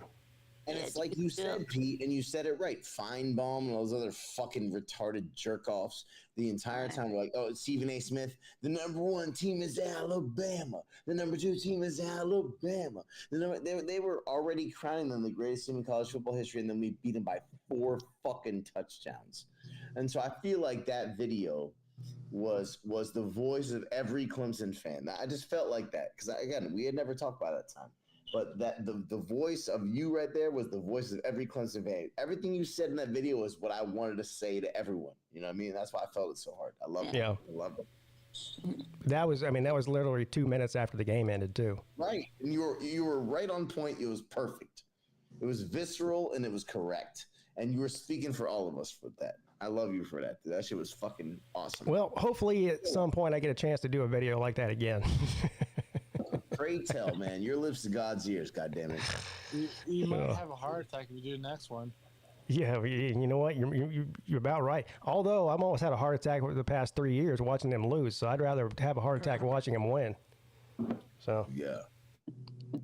Yeah, do you still have the that video of the Mississippi State fan going on that about the fucking retarded? That guy's an idiot. Listen, at the end of the day, okay, TCU earned their way into that game. You guys are way better than them. Georgia was way better. Beat the hell out of them. What does he think Mississippi State should have been in that game? Fuck you. No, he doesn't. Stupid. No, it's just stupid. TCU earned their way into that game.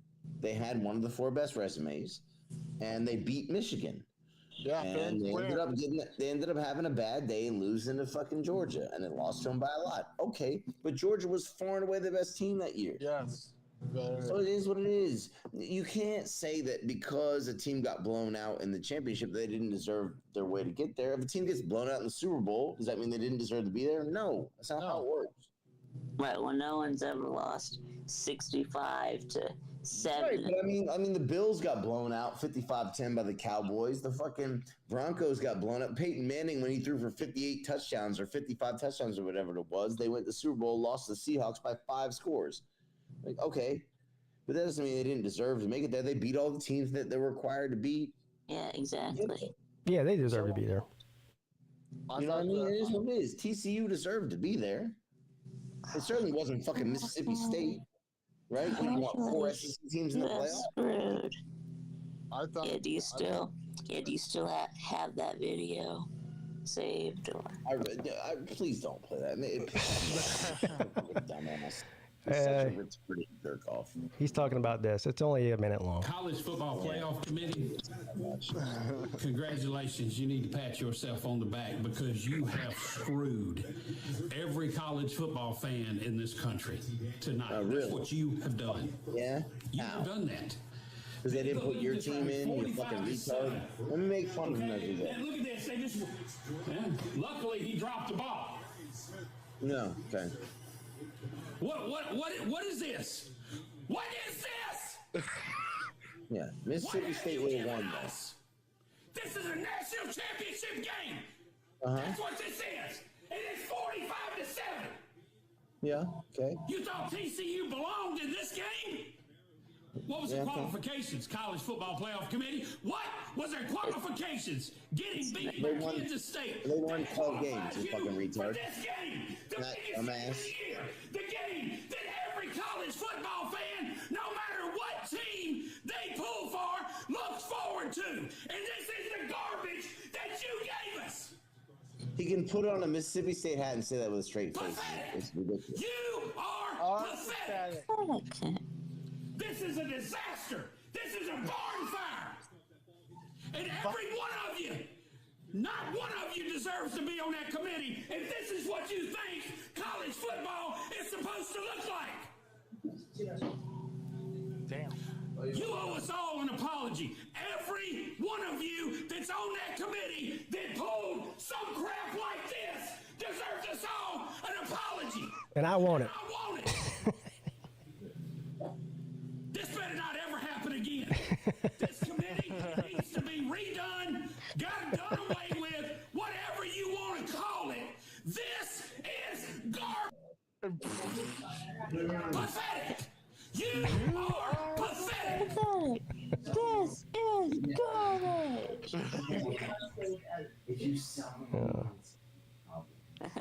I hope he still has a wife after that. You talk about me having a heart attack. That guy's about to have a heart attack. Right? Dang. He's also stupid as hell. He's funny. He posted some new videos recently. He posted one about the Olympics. It was funny on Twitter. Oh, damn it. He was talking. Was he screaming like that?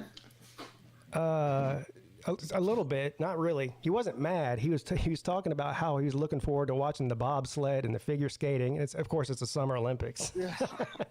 Right. Right. I think he likes Winter Olympics in the summer, I guess. Yeah. I mean, bobsleds are kind of pretty fun to watch, but it's kind of summer. So. I wonder if the committee watched that. Probably. Somebody probably shared it with him, I'm sure. Yeah. I was. Yeah, that's why they kept Florida State out of it this year. Last year, they're stupid. Oh, yeah, we won't get into that. I've already made my feelings known on that. I did a long video about that. Yeah, that was a travesty. I got pretty fired up in that one too. Michigan. That made me feel a little bit better. I mean, I don't think Florida State would have won the national championship, but I still think they should have been there. I mean, in the playoffs. They would have lost to Michigan, but that's not the fucking point.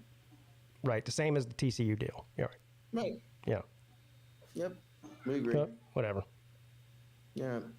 Hey, is it like 18 days till college football, I guess? About 24. Yeah. Oh, I thought today's the 31st, Nate. So week 0? Yeah. Never mind. Florida State and Georgia Tech. I really want college football now because I'm bored. It's 24 days. That's right, and our teams play in 31 days. So. Yeah. Yeah, that's right. 31 days. Damn it. And Lisa Sims in the chat said that Clemson's not beating Georgia. Well, I already picked Georgia to beat Clemson, so yeah, I'm not going to argue with you about that. But the idea that they can't, I disagree with that. Yeah, that's a bad take. They could beat them, but it's probably highly unlikely. Yeah, I mean the next couple of weeks are gonna fly by, and then and then it'll be here before we know it. So yeah. Actually, this might, like you said, Pete, this might be the fastest off season ever. It does feel that way to me. I don't know why. And that time seems to move faster as you get older. Yeah. Well, yeah, but I'm only a year older than I was last year. I noticed that too sometimes. But, yeah. Well, when you're younger, the time goes fucking slow. Yeah, and that's a fact. But anyways, yeah. I mean, before you know it, you're a 43-year-old man on YouTube at 12:39 p.m. watching a guy scream about the playoffs. Life goes by very fast. It will say that life comes at you fast. So you're gonna have to pay for TV again. Yeah, you know what? I got Hulu TV just for the sole purpose of watching college football. And I was like, I'm going to cancel it when it's over. And I never did. Right. And I should have. But I'm considering buying a PlayStation. I haven't owned one since 2009. Damn. Yeah, but I haven't played. I just don't play video games, man. And so I mean, I'm considering buying a PlayStation for the first time since I was 21 years old to play this game. You think it's worth it? You can get an Xbox S for $300. That's what I have.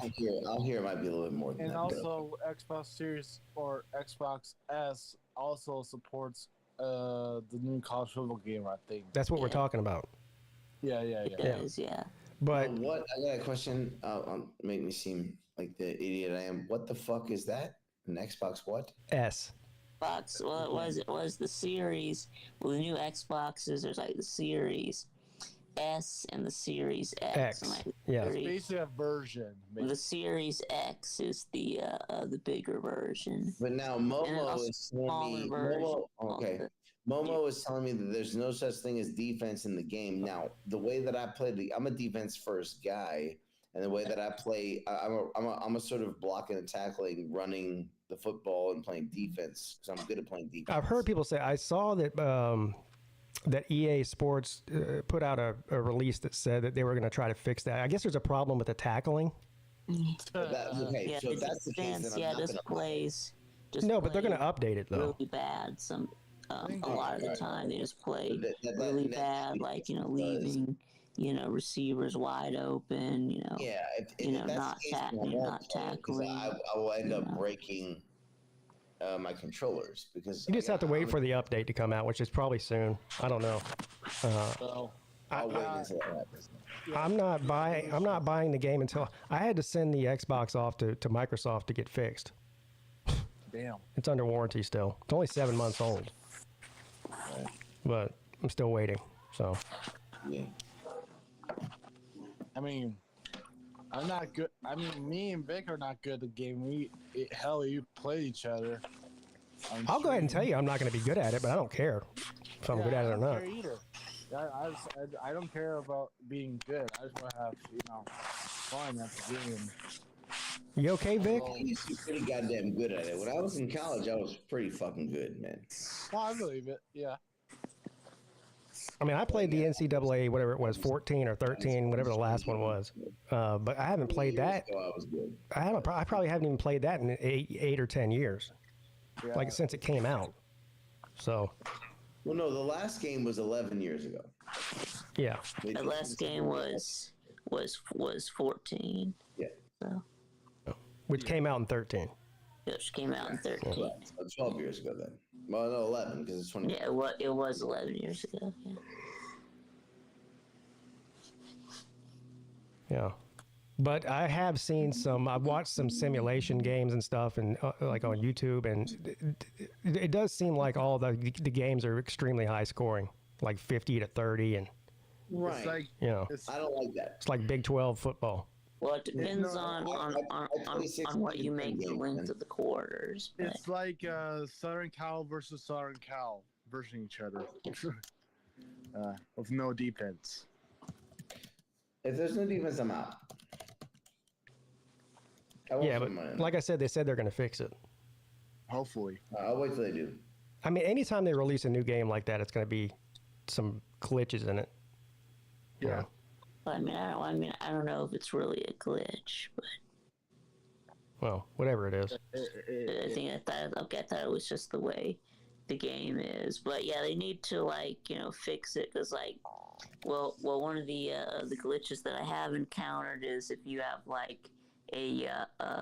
a receiver in motion. I've had this happen to me twice. Yes, both times were while I was streaming. It's like the receiver in motion would run into the running back, and then he'll just be running in place right beside the running back, and then it won't let you snap the ball.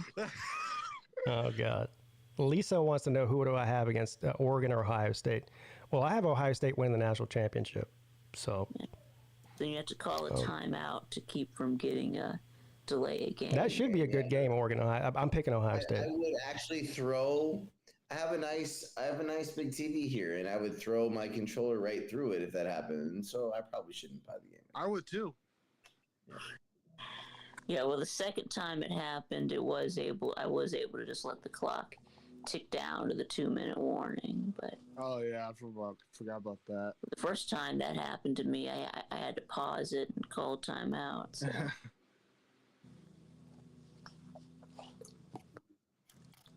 Vic, you could hit the timeout button. Yeah, no, isn't it no, there's a button, but okay. Yeah. Okay. Right. Oh, Pete. Yes. Like I said, 2 minutes ago, the VIX, I think it was on my stream, but me and Vic versus each other is hilarious. We had like total, or like me and him combined total of interceptions of 14. So there is defense then. Either that or you're just terrible at playing offense. Well, I mean, I find that the secondaries are good, but. Oh yeah, when we were playing, I was playing at Nebraska, and he was playing at Colorado. That's right. Yeah. That's pretty funny. Volusia, you got to get it so you can play against me on YouTube. Once my Xbox gets back. Sliders. If it comes, every time we play, it's going to be 58-48. No, I'm out. No, fuck them. Well, I don't know. You'll probably beat me 50-0 because I'm gonna be terrible at it. Doesn't matter. Nah, man. I mean, I guess you can do like a stream where you challenge anyone who wants to play Right. to come on and play. We can do it. We can do it at some point, but I'm gonna need to wait for that update to where they fix this problem, and then we can do it. Right. Yeah. The one cool thing about it is Sea-Dog was telling me, because he got it like the pre-order, like the early release of it, so he's had it for a few weeks now. He says that if Clemson and Georgia Tech play, right, but you play in Death Valley, then Clemson has a huge advantage. So it's true to real life as far as that goes. I don't know how all that works, but it's basically like the team rating is higher if you're at home or something like that. Yeah, it's basically like the toughest place to play meter. Yeah. Yeah. So when Clemson plays at home, they have a bigger advantage than if they played on the road. Yes. Okay. Right, which makes sense. And I'm fine with that. And also, what I'm saying is that if I can't cover or tackle, then I'm out.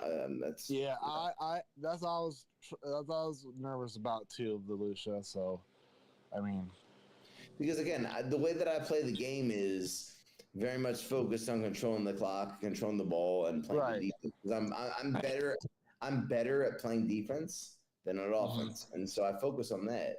So now, if it makes it such that when I'm trying to tackle a receiver in the open field, I'm just going to slide off him or miss him. Well, no, not you. You don't miss the tackles. It's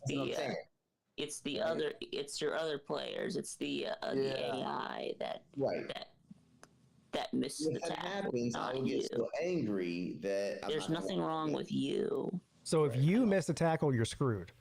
Basically. Yeah. Well, there's nothing wrong with the player that you're controlling. It's the other players that miss tackles.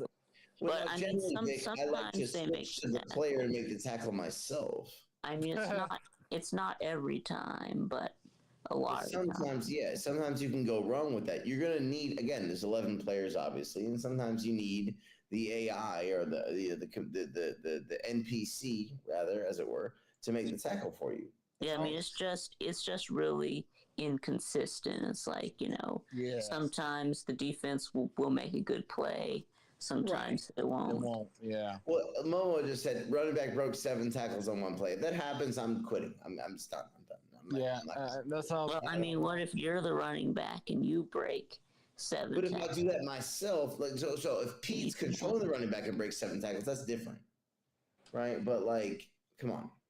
Yeah, if he's doing all these spins, that if you control the player, you can do a bunch of spins. If it's an AI running back breaking AI tackles and just 7 in a row, now I'm done. Spamming the spin button and make people miss.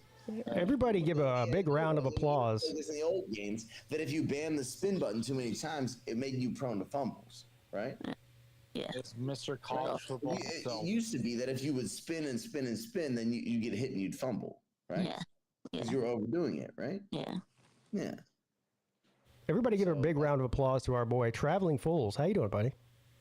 What's up, guys? How y'all doing? Yeah, what's up, fools? What's up? Boo what? So I've got one question about this new video game. So I haven't had a console. The only game I ever played was NCAA football and Knockout Kings, since Mike Tyson's Punch Out. Those are the only games I ever gave a damn about. Right. But I want to play this new one because I love the old one. So what console do I get? I got to figure this out. Okay, so here I'll tell you. I know this. You can get the PlayStation 5, which is the most expensive option. You can get the Xbox X, which is the second most expensive option, or you can get the Xbox S, which is the cheapest option. Yeah, so you should probably just go with the. Yeah, look, if you're not going to be playing a bunch of other games, there's no reason to spend $500. Yeah, so you should just get the S if that's the S is $299. But will it play the same as the other ones? I mean, it'll still. Yeah. It won't It does. lag You'll have to download it. Yeah, the Series S does not have a disk drive, so you'll have to download the game. Yeah. Okay. Now my other question is, physical copy. Yeah. Is it like, can you play, like if I have the Xbox, can I play somebody that's playing on PlayStation? Yes, you can. Yeah, Okay. It's cross-platform. So I can go beat Coach Scoop. Yeah. You have to set up an account with EA Sports. Yeah. Yeah, that's one. Yeah. Set up an account. You have to get an account with EA Sports to play online. Yeah. What does that just involve? Like an email address and a password? Yeah, basically. Okay. Because Nate, if I'm correct, your mom still hasn't bought me that Xbox, right? I tried to send one through Facebook, but you never tried. I didn't accept. Okay, cool. So I guess I'm just on my own. All right, thanks, Nate. I tried. Okay. Right. Yeah, Nate tried.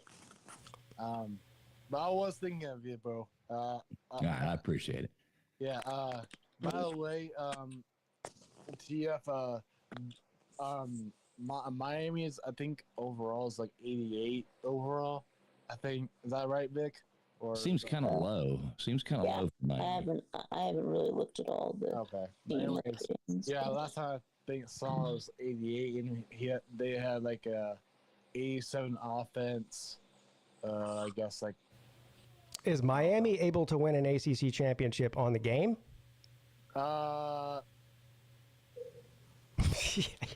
Depends on the difficulty, yes. One time, actually, on Dynasty, on my Dynasty mode, I saw FCS team beat Miami at home. Dang. So, big day. So it's realistic? No, it's not. Yeah, I watched Washington State and Oregon State play because I was while I was researching for my Oregon State and Washington State video. So the funniest thing I've seen on that game is when you have Texas A&M playing, they have the male cheerleaders over on the sideline in their overalls. State won 24-21. So. I mean, yeah, but I also have seen a funny score that Ohio State lost to Akron, almost actually. It was like 24-21. Yeah, and on my Dynasty mode that I'm doing right now, Alabama lost to Western Kentucky. So. Oh wait, I did have one other question. So that Xbox, like the one you have, Pete, can you use that to stream? Like, will it stream online? Yeah, I think you can. Yeah. And, okay. So you can play the game online, HDMI, like and stream it live, right? Yeah, that's what I'm planning on doing. Yeah. It has an HDMI. It has an HDMI cord. You have to get a video capture card, I think is what it's called, for your computer.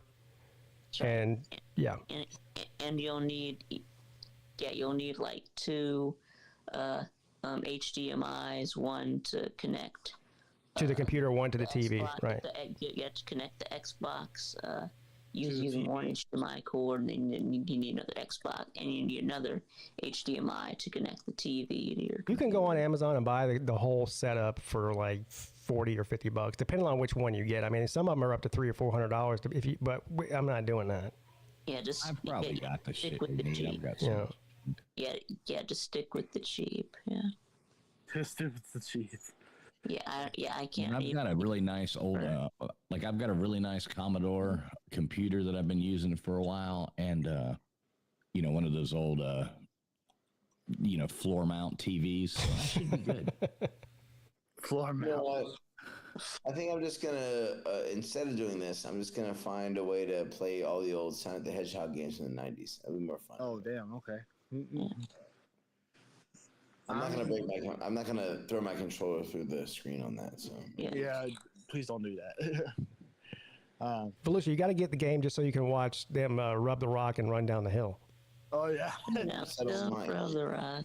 No, Pete. I'm gonna get it. But I need to make sure that I can actually play defense because I'm not gonna suffer through one of these things where I'm trying to cover a receiver and the guy falls down and misses a tackle. I can't do that. I can't. Just suffer through it, No, I won't. That's what we're all doing. I mean, we're all suffering. Join the pit of misery, Volusia. I don't have to though. I don't have to do that. Yes, share. You can share our misery, Volusia. You're telling me that I will. I'm not going to do that. I don't have to do it, man. I have not played a video game in 15 years. Why the fuck would I throw myself down into that volcano? You know what I mean? No. Yeah. Good point. No. If they fix the defense, then I'll consider it. But otherwise, no. The last video game I played was FIFA 98 the other day, and that was pretty good. Dang. What'd you play that on? We've got all the old gaming things. So we got it. Like the original Xbox 360? No, it was the original Xbox. What was that on the Super Nintendo or the Super Nintendo? 64? I think it was the 64. Yeah. I mean, I used to have the original Xbox, not the Xbox 360, but the original. Basically, I still have a 360 and a bunch of games too. Yeah, but you see, I've got tons of games. I mean, I've got the Xbox One. I guess it was the one, but it finally burned up, and I was like, "Well, I'm not buying another one until they make a new game." I think you can play. You can play like on like the newest Xbox. You can like download any game. Yeah, you can play the older games on it. Yeah. From any previous edition of Xbox, going all the way back to the original Xbox, you can if you download the games from the Microsoft Store. If you have like Xbox Gold or Game Pass or whatever. Yeah, you gotta pay for it. But you had to pay for that, yeah. So damn complicated. I know. I'm gonna be honest. If it weren't for YouTube, I wouldn't even be buying the game. Probably. That's the only reason I'm buying it. Look, I'll buy it if it works out. If they can fix the glitches, I'll play with you. We'll be playing Clemson against Clemson, probably, I guess, but it's fine. Actually, Victor, are you doing anything like later today, or are you not doing anything? Well, I don't know. I guess I'm probably going to be doing Celine's show. Oh, that's right. They said that he would be doing no more shows in. Oh, yeah, he said no shows in for the rest of the month of July, and it's still July. I mean, it's almost done. So, as far as I know, he's going to be sticking to that. So I mean, it's almost done with July. It's almost August. Poor Celine. Now, Pete, when are you going to start your callback shows? In August? Tonight. Call-in shows. Your callback. Oh yeah, your callback show. Your callback shows tonight. Are you really going to start it tonight? Yeah, I've been promoting it the past couple of weeks. Gosh, I've been super busy, man. I've been tonight 10 o'clock. Okay, cool. Yep. I'll be there. I miss that show. I know. I miss that show too. The Friday shows are still kind of like a la carte. Once the season starts, I'll probably do more Friday shows than I don't, but I'm definitely doing one every Wednesday at 10. And then some Fridays. I know you like the Friday one better, but because I like both of them. I mean, it's Friday is just normally more easier to make it back to, but yeah. I'm looking forward to it. Yeah, I'll be there. I might even call in and tell you how bad Miami's going to beat Clemson in the ACC championship this year. Yeah. Well, this is what, year 21 now, and you've still never won the ACC, so that's cool. What?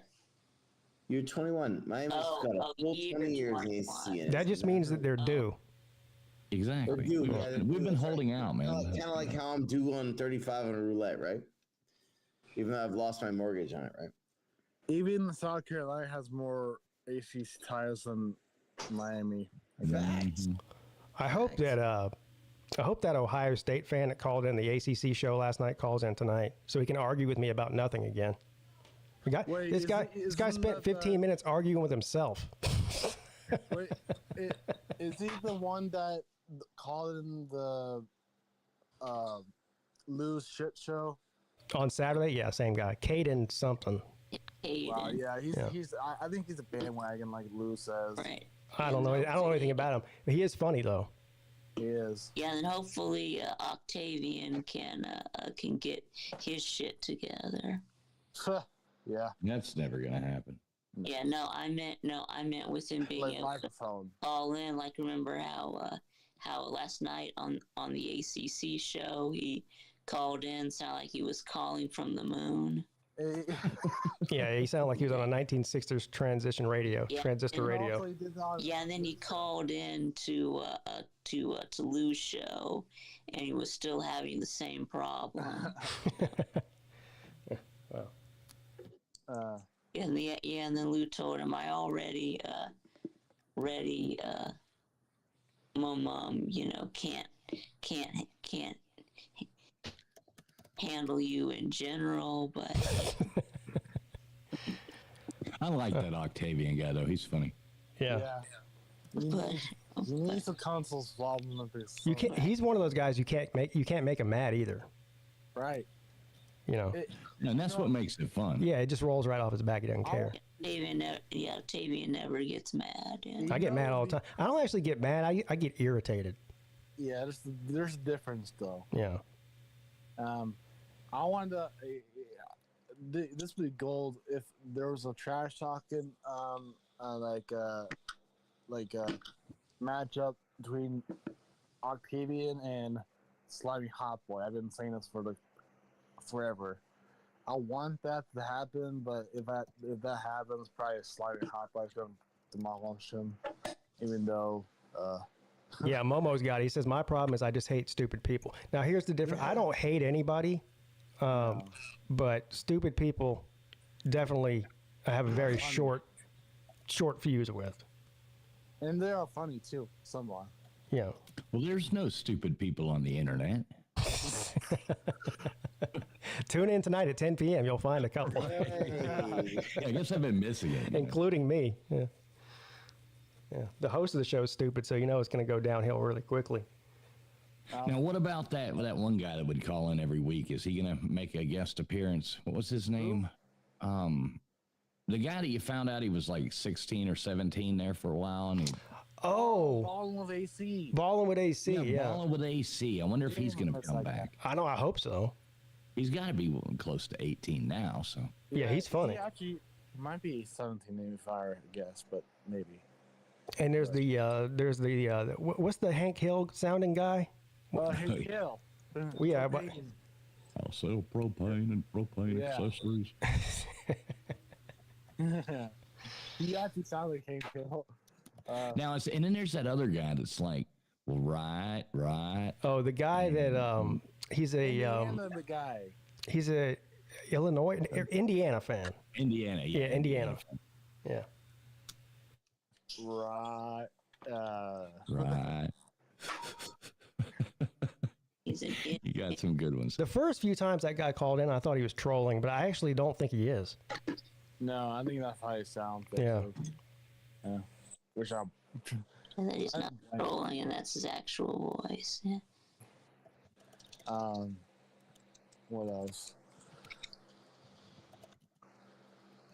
I mean. Yankees 4, Phillies 0, top of the second. Good. I got over 9.5. Keep scoring. I don't care who wins. I've only watched one baseball game all year. You went to it. And I was there. That's the only reason I watched. But.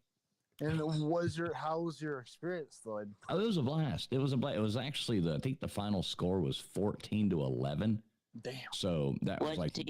What team? What? You went to the cheese. What team were you? We were in Houston. What's the okay? Yeah, we were in Houston, and right. So was it the Astros? The Astros played the played the Orioles, and LW got us tickets, and Ben, exploring with Ben, actually came too, and it was pretty fun. We all went to watch the Astros play. How tall is Ben? Is he a midget? No, he's probably 6'1", about the same height as I am. Okay. Why'd you say that, Nate? Well, I thought he looked more like a 5 feet guy. Why? Well, he just looks like it. Live on camera. I don't know what that means. I mean, the way he looks like he's like a, when he takes your, not takes your, like, just sits. Well, you know what they say, Nate, that the camera takes off 6 inches. Well, that's true. I mean, if you have a bigger camera, probably not, but. I don't know. John Holmes would argue.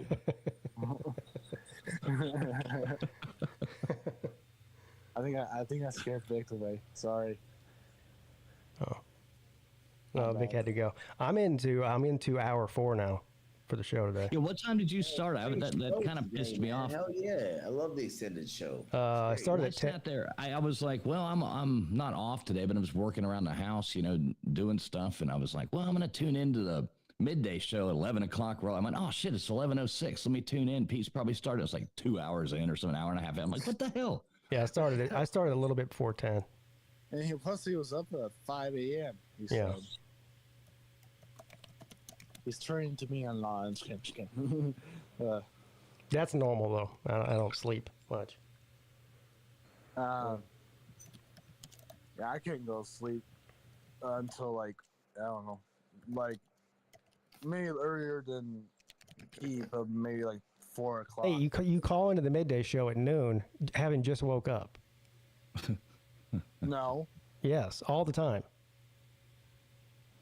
Do I sound wake up? Yes. No. No, you sound like you're still. Hey guys.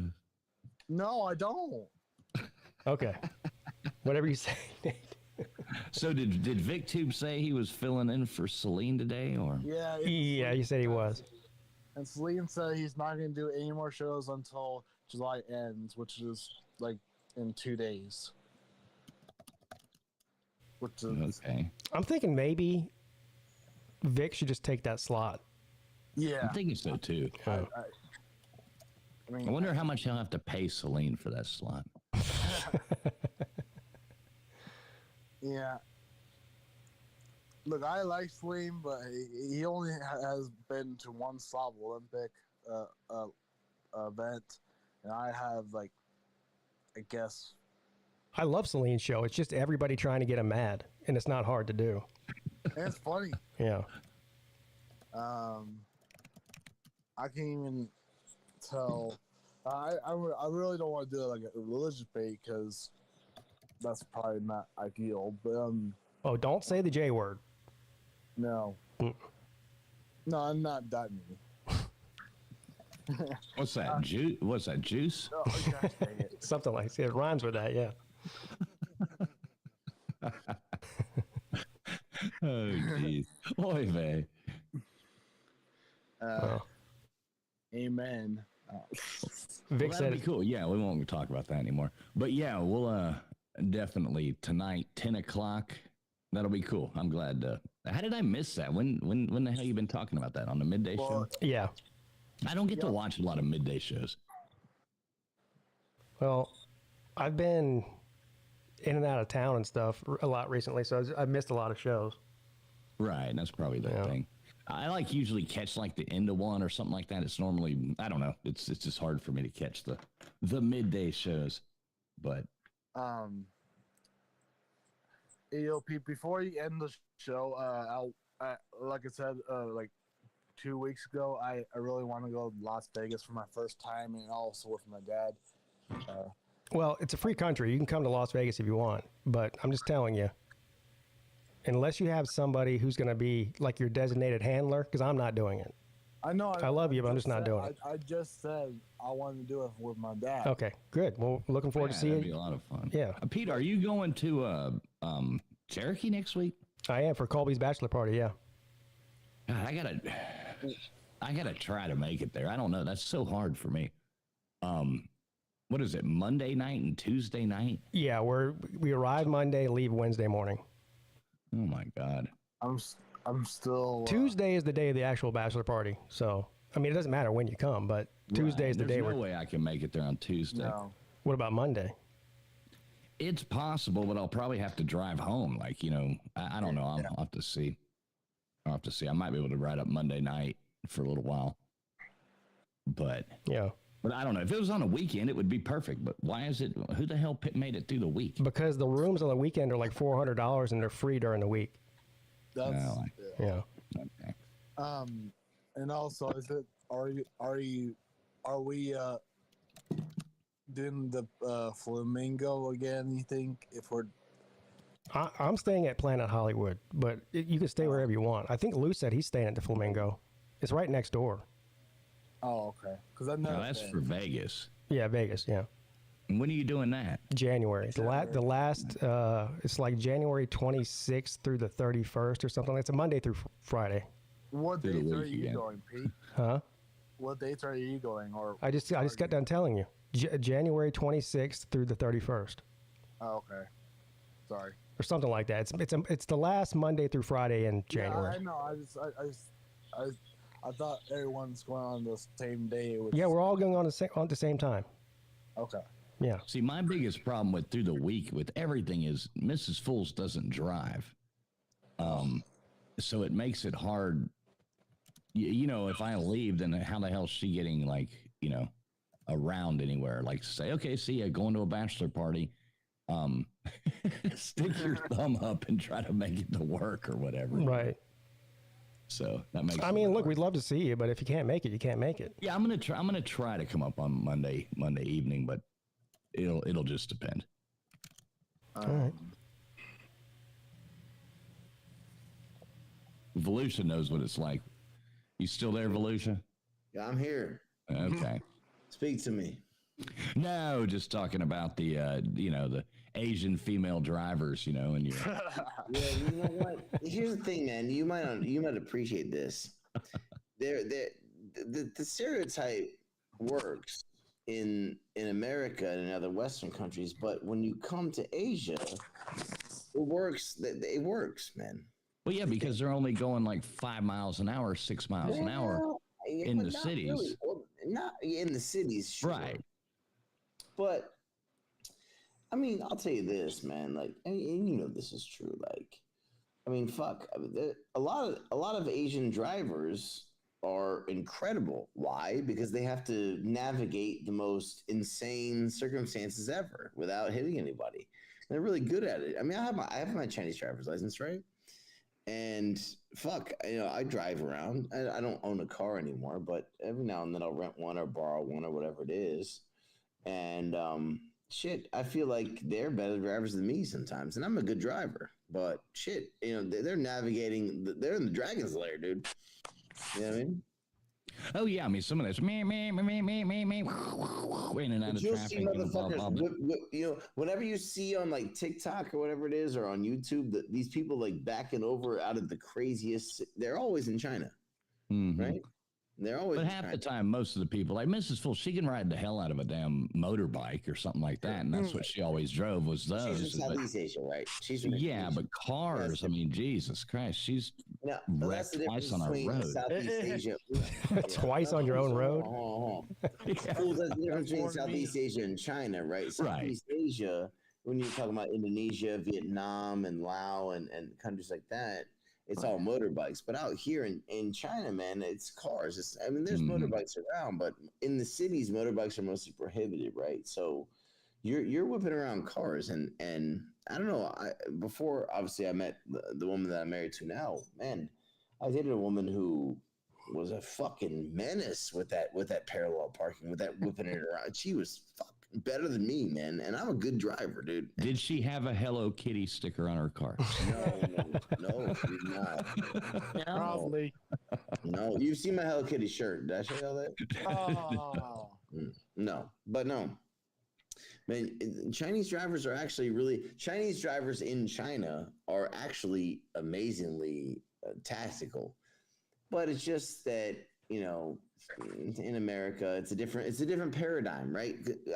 I can speak to this because, when I drive in China and when I drive in the U.S., I have to shift my mindset, right? Because in China, you can just pull out in front of people. And in fact, you have to pull out in front of people because if you don't, then you're never going to get out there. You're going to be sitting at that intersection for 3 days. Not, obviously I'm joking, but you know what I'm saying? You're going to be sitting there for a long time. Whereas in America... That's how I drive here. Right. Whereas in America, if you pull out in a situation where in China it's totally normal to pull out, you're going to get hit and creamed, right? Yeah. So what it is there's just so much. The cities in the U.S. and the towns, particularly, are just so much less densely populated to where Chinese drivers, and even myself, when I'm used to driving in China, I have to adjust my mindset to say, no, I can't pull out in front of this guy because he's gonna fucking kill me. Yeah, over there, as long as you blow your horn. China, I have to pull out in front of this guy. Otherwise, it's going to be fucking 45 minutes before I ever get out in the street. So you're saying you just beep your horn 3 times and hit the gas. It seems to work. You go because you know that the guy's going to slow down. Sometimes in China, especially in a city like Shanghai, right? When I'm going straight through a green light, I will instinctively slow down. Right, because I know that there might be a bike or an e-bike, or electric bike, or something that might pull out in front of me. I got my head in a swivel at all times. Whereas if I'm in the United States, I'm just gonna cruise through it at 45 miles an hour. That's how it was when I went to Brazil. The ride from the airport to my sister's apartment in Rio, I thought we were gonna die at least 10 times. Right. If you came to China, man, you'd feel the same way. Whereas, honestly, Pete, if you were riding shotgun in a car I was driving, you'd feel the same way. But I would be safe as fuck because driving over here is just a different mindset. It's a different protocol. You know what I mean? So are you saying that Chinese people are better at pulling out? No, what I'm saying is it's not that Chinese drivers are bad drivers. They just operate on a different wavelength. They're better at pulling out. Does Chinese drivers jerk the steering wheel while they're driving?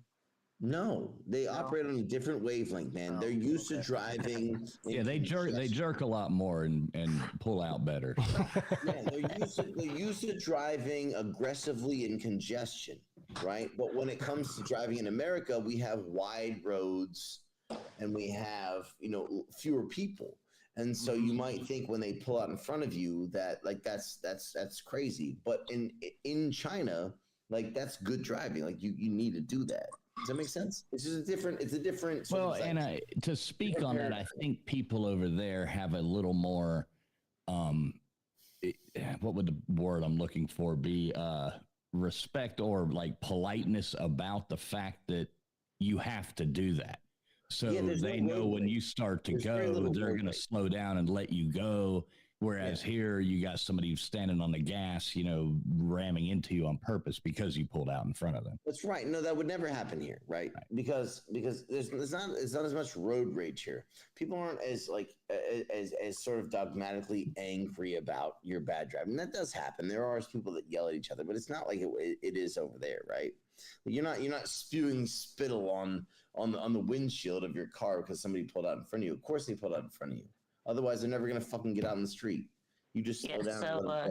So they have, Nature Boy has a good point, too. He said they have smaller vehicles, too. Yes and no, man. I mean, you got a lot of big Buick vans and trucks and shit. I mean, it's not there aren't as many pickup trucks. There aren't as many of these enormous Hummers and shit, right? But not really, man. I mean, most people out here are driving normal-sized cars.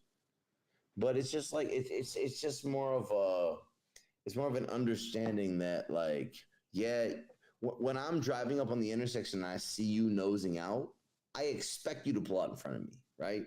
I'm not going to be super pissed off when you pull out in front of me. I expect you to do it because I know that if you don't, then you're going to be sitting there for another 25 minutes. So go ahead and pull out in front of me. I'm not gonna piss my pants about it. Just go. Right? Yeah, I'll slow down. I'm waiting for you. Or I'm going through a green light and I know that you're riding your fucking bicycle or your e-bike, your electric scooter, and you're probably going to cut out in front of me. And so I'm aware of that and I'm ready for that. And so I'm going to slow down. I'm going to let you do it. Okay, go ahead. and then I'm gonna get over it. I'm not gonna sit there and fucking foam my underwear about it and start spitting. You fucking kind of whatever. Like it's fine. I'll move on. That's kind of the way driving works out here. But you have to have a different mindset, right? Because I drive out here quite a bit, and like it's just a different mindset completely. It's a different mindset. When I go back to the States, I find myself sometimes like becoming hesitant. And I'm like, I got to change my mindset to where, oh, the light's green, I can just go. Yeah, because you might piss some guy off, and he might come beat your windshield in with a baseball bat. Right, right. Which the thing is, like, when we talk about Asian drivers in America, it's people that aren't used to the American mindset of driving. You know what I mean? Right. I know I was with my brother-in-law. They drive in a different paradigm. Does that make sense? I was with my brother-in-law, and I guess like in Indonesia, which I thought this was absurd, but somebody ran into us. So what he did was he got out of the car and went over there and drug him out of the car and beat the shit out of the guy and took all his money. And I'm like, is this that? He's like, yeah, nobody has insurance. You got to take it now. That's the difference between, no, in China it doesn't work like that. In China it doesn't. Right. I was like, is this normal? And it was like, yeah, that's, I'm talking to my wife. She's like, yeah, that's. You understand that China is a bit more of a, like, okay. Like, I understand you've had weird experiences in China, but China is a much more lawful country than Indonesia. Well, we didn't have any experiences except for one. Right. I had a few. But okay. One was really bad. But you understand that in China you can't do that, right? In China you can't do that. Right, I can see that. Yeah, you can't do that. I don't think there's many countries you can do that in. I don't think there's many countries you really can do that in, but it's pretty lawless over there in China, Indonesia. China's got a lot of cameras and a lot of laws. And so if you try to do what he just said in China, you're not going to get away with that. Well, apparently that's normal. Like I even talked to my wife. She's like, yeah, that happens to him all the time. And I'm like, yeah. Indo and China are two different places. Right. You're not going to get away with that in China. No. Hell no. Damn face. If I bump someone's bumper in China, we got to pull over and talk. I don't see how they figure it out because everybody looks the same over there. So I don't know how... I knew that was coming. Yeah.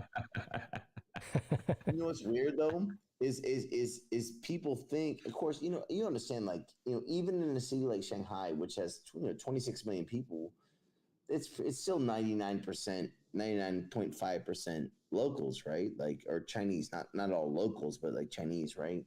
So me as a foreigner here, I'm still in the 0.5% of people, right?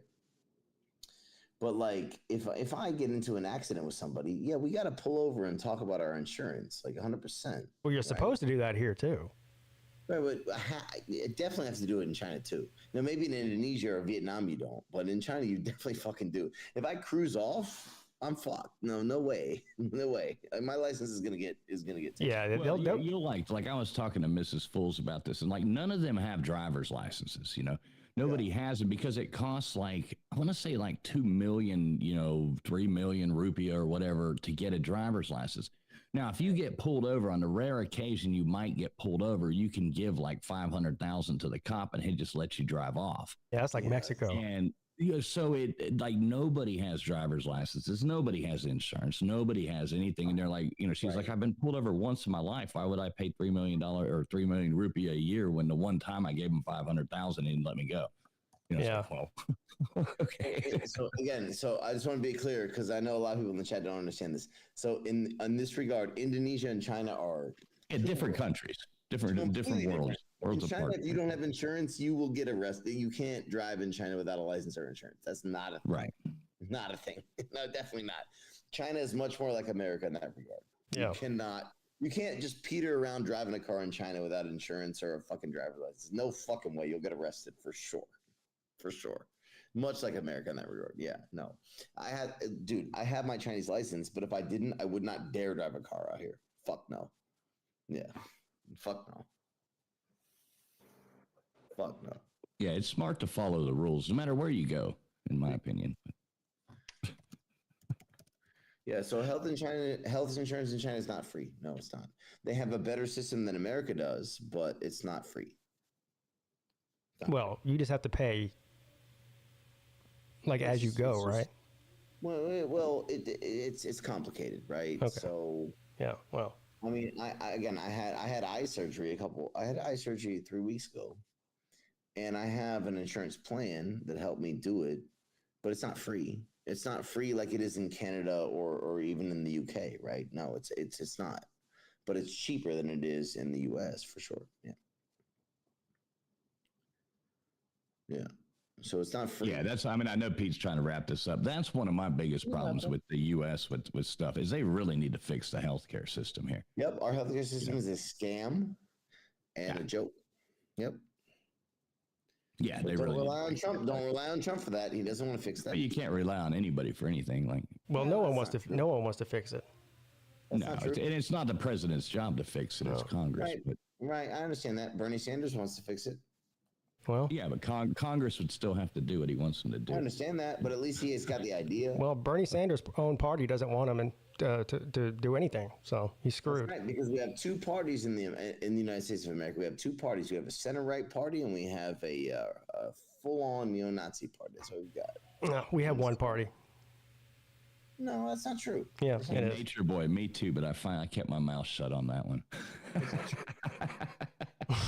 anyway, I don't want to get into politics, especially not after that this morning that I listened to. But I waited till the smoke cleared. Listen, I'm happy to talk about politics. I don't want every time that I come on this show to turn into a political discussion. You guys know that I have a different political point of view than a lot of people on the show. But it's fine. Well, yeah, I mean, it wouldn't be entertaining to have everyone come on here and agree with everything each other said. Right? And I actually agree with Uncle Lou quite more. He's probably my closest ally in here, but that's fine. See, I don't agree. I don't agree totally with anybody, but I do agree with the fact that it's just like college football. If everybody rooted for the same team, it'd be really boring and wouldn't be a sport. So, or, you wouldn't have a fan base or anything like that.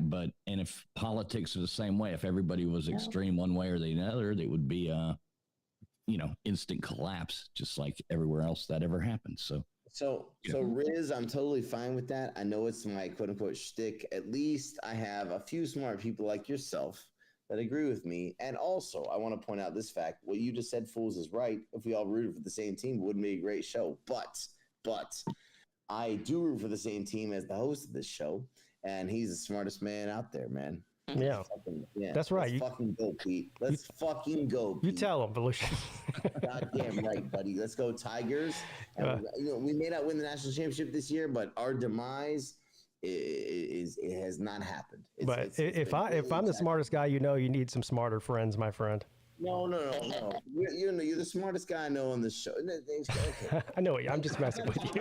Okay, can I compliment you for a second? Yeah, I'm just messing with you. I know. But I'll tell you this, bro. Go Tigers, and our demise has been greatly exaggerated by Paul Feinbaum and by the retarded media. Dude, I'm with you, dude. Yeah. Listen, let's fucking go. We agree. We can agree on that. We're coming with a vengeance. We're coming with a vengeance. Yeah, college football, unites the left and the right. It's beautiful. Yeah, it does. Yeah. Like I say, Slim and I. Hey, as long as Miami's on top of Clemson, then I'm happy. So yeah, that's never been the case ever. It is right now. It is right now. Yeah. Is it? Yeah, the most recent time y'all played. Well, we kicked your ass last year, so Kicked our ass. You beat us. I got $1. I'm looking at $1 bill signed from Peete right now that says, Kicked our ass. Hey, all that matters is the W and the L. So the score doesn't. We beat you by 8 points. All right. So, well, my phone is about to die again. So all right. All right, I'm gonna get out of here too. All right, Jose. Cheers. Good talking to you, bro. Yeah, man. Always likewise. Pete, I'll see you tonight. Everybody else out there, have a great day, and we'll see you tonight on the call-in show, 10:00 tonight. There you go. Now I don't even have to promote it. He just did it for me. That's perfect. Yeah, there you go. Indeed. All right. See you guys later on. Have a great day. All right. Friends, take it easy. All right. See you guys. All right, Vic. Go charge your phone. Yeah. Okay. All right. See you later. Thanks for coming on. See you at 3:00. Yeah, see ya. All right. You ending it, Pete? Yeah, man. All right, dog. I'll text you next time, man. All right. Man. Have a good one. Go Tigers tonight. Go Tigers. Woo. That was one hell of a show today. That's all I can say about that. I appreciate you all tuning in. Come back to my main channel tonight at 10. And we'll see what happens. Have a good Wednesday.